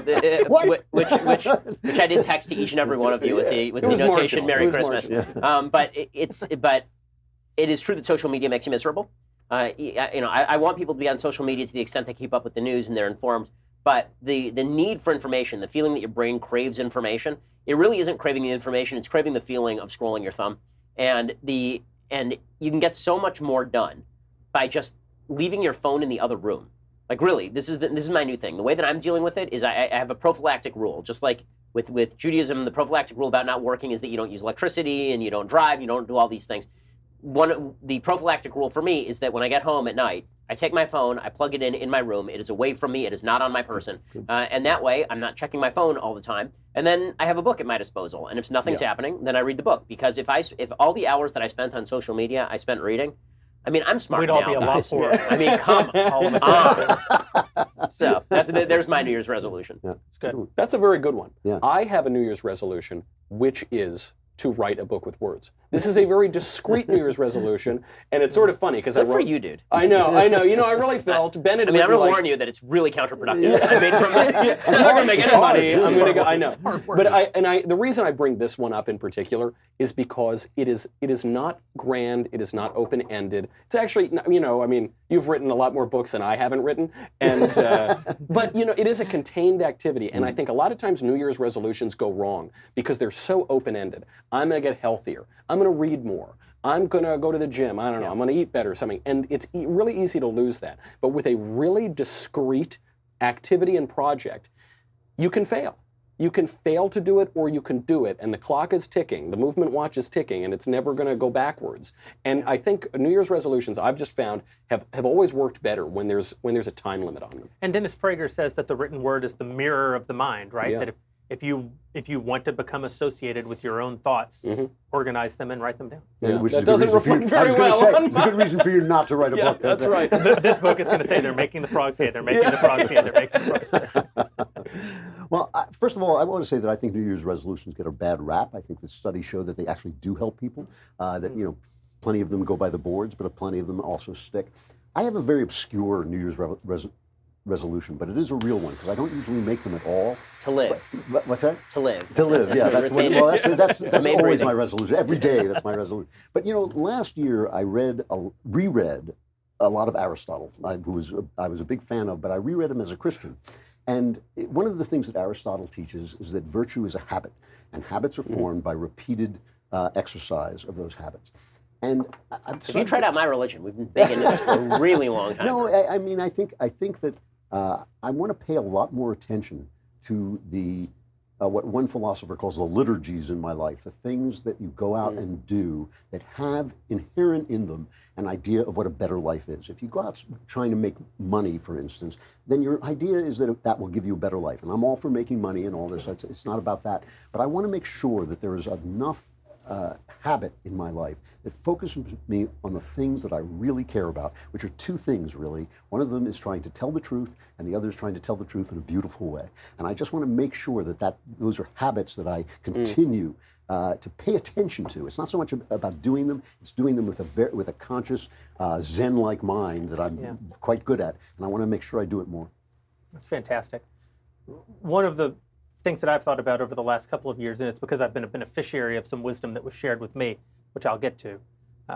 I want to help people make more money, and I haven't cracked the code on exactly how I'm going to do it.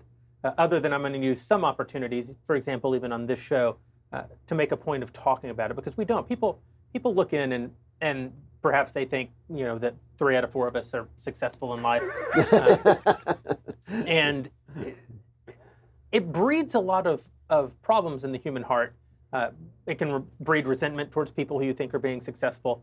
It can breed a distorted view of the world, and social media contributes to this, where you think people are more successful than they are, and you think that.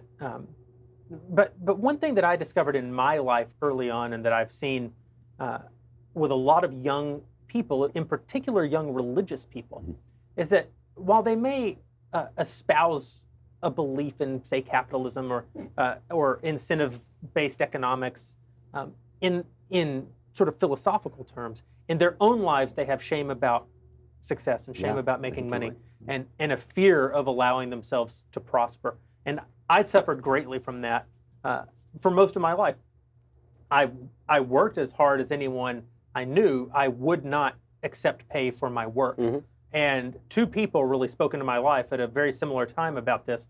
One of them is a friend of mine, Frank Brunner, and another one is Ben Shapiro, who came into my life around that time and said, why do you do all of these things for free? And the truth is, there was a reason. I didn't understand it about myself what the reason was. I came to understand over time that it was a kind of cowardice, that I took a lot of big risks. You know, I mean, I moved to LA from a small town. I was going to be an actor, a writer, a producer, and I had opportunities to take capital from people and produce films, take capital from people and found companies, Declaration Entertainment with our friend Bill Whittle, Spiral, The Arroyo with Jonathan Hay, others. Or I had the opportunity to step in and help run this organization of conservative Hollywoods, many thousands of people. And it was always on very financially tenuous footing, and so I didn't take any money for running that organization. Right. The funny thing is, if you look back across that same period of time, millions of dollars went through my hands, and I paid out salaries to other people.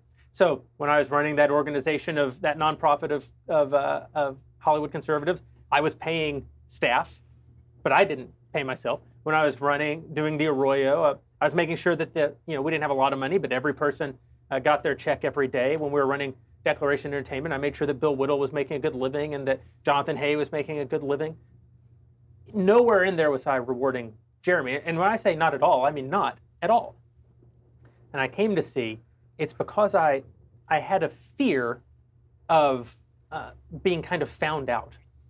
That if I paid myself and the project failed, that I would sort of be revealed as some sort of fraud. But if I didn't pay myself and the project failed, no one could accuse me of having had bad motives. No one could accuse me of it having failed on the basis of me having my hand in the cookie jar. But of course, the opposite was true.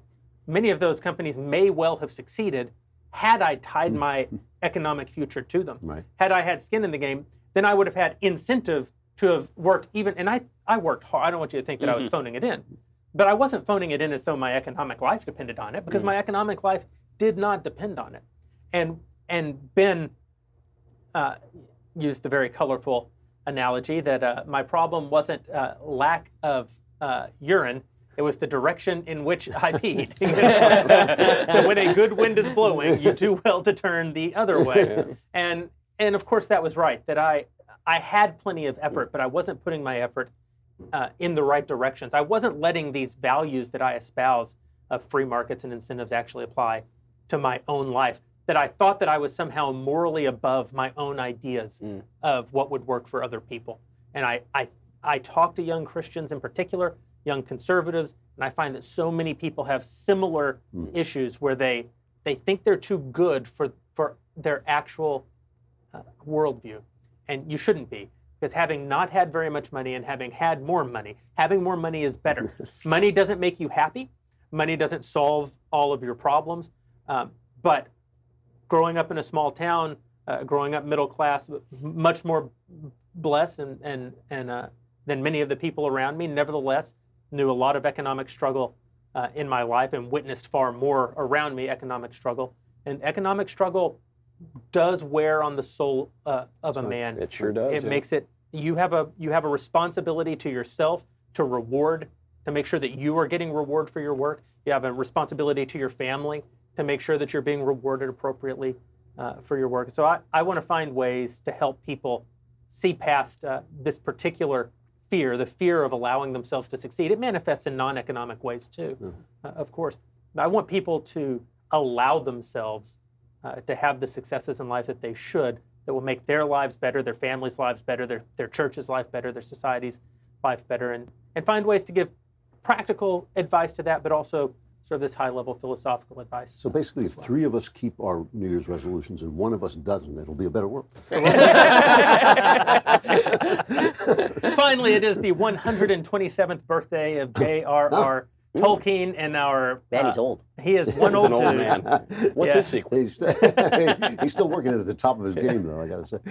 Beloved by 99.99999% of religious people in the West, beloved by 99.99999% of conservative people in the West. Especially Catholics, by the way. Especially 99.99999% of Catholics. The one exception, Michael Knowles. Michael Knowles. Why you gotta hate? This is one of these issues where I don't like Tolkien. I've tried to read all of the books. When I was a little kid, I tried to read The Hobbit, Lord of the Rings. I said, okay, I don't like the books, I'll go to the movies. I went to the movie, I walked out of the movie. Oof. I got so bored because they were in the damn woods for like 3 hours, and I just, get me out of the woods. I can't, and yet I know, I'm actually going to admit, I know that I'm holding a wrong opinion. I know, every year I try to convince myself to like Tolkien. Can't do it. Ben, level this guy. You're fired. This was the moment. Yeah. Why Tolkien? Well, I mean, if you actually read the Lord of the Rings books, he has a very clear vision of good and evil that is, I think, fundamental to understanding of, number one, all fantasy literature, but also in an understanding of world building and rule setting that is kind of transformative in literary history. Mostly the reason that conservatives, I think, are very fond of Tolkien. And I'll admit, I'm a rube when it comes to Tolkien. I'm not a Tolkien scholar. I'm also I'm so much of a rube that I like the movies better than I like the books. I like The Hobbit. I think that the long passages of poetry in Lord of the Rings are nearly unreadable. I'm with you. And I think that the ending of the Lord of the Rings trilogy in the books is significantly worse than the ending of the Lord of the Rings trilogy in the movie. And I'm not talking about one of the 9 endings of the Lord of the Rings trilogies in the movies. But the reason is because the very idea that there is a West that is worth upholding is embodied in the nature of Tolkien's writing, and in the Lord of the Rings trilogy particularly, the idea that there is something worth fighting for, that there are people who do not believe in these same principles, and that there are real things that divide people. And this doesn't mean that everybody who disagrees with you is an orc or a monster, but it does mean that to pretend that there aren't people with monstrous ideas in the world who are fundamentally seduced by power itself is a great misnomer. I mean, that's the great revelation of the Lord of the Rings trilogy, is that the real bad guy doesn't exist out there. The real bad guy exists in here. That's why the best moment in all of Lord of the Rings is, spoiler alert for people who haven't read the books or seen the movies, is when the ring actually seduces Frodo, because you've actually been waiting. I remember seeing it in the theater, and I deliberately held off from reading the books until I could see it in the theaters, because I didn't know it was coming, and I kept myself shut off, so I didn't know what the ending was going to be. And you go for 3 movies with this entirely long journey with these huge battle sequences, and you think that you are rooting all 3 movies for Frodo to toss the ring in the fire. That's what you think you're waiting for. And then Frodo doesn't, right? The ring seduces Frodo. And it's so satisfying as a viewer and as a reader, because what you realize is that you haven't been waiting for him to toss the ring in the fire, because that would have been anticlimactic. If you just walked in and threw the ring in the fire, then when you're waiting for him to be seduced by the ring to remind you that the ring actually is powerful, that the ring actually means something.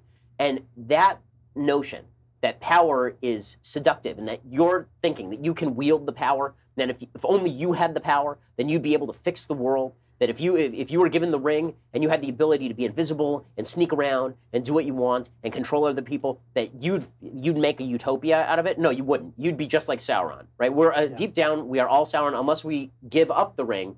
Really, not just generally, but we give up the ring to the idea that there is a plan in the universe that is beyond any of us, and that we're going to have to let go at a certain point, because faith exists in letting go. Right. It's interesting that you bring up the orcs, because the orcs are like the instruments of evil in the Lord of the Rings, but all of the truly sinister characters aren't orcs at all. That's right. They're all people, or elves, or humanoids. They're all people. Right.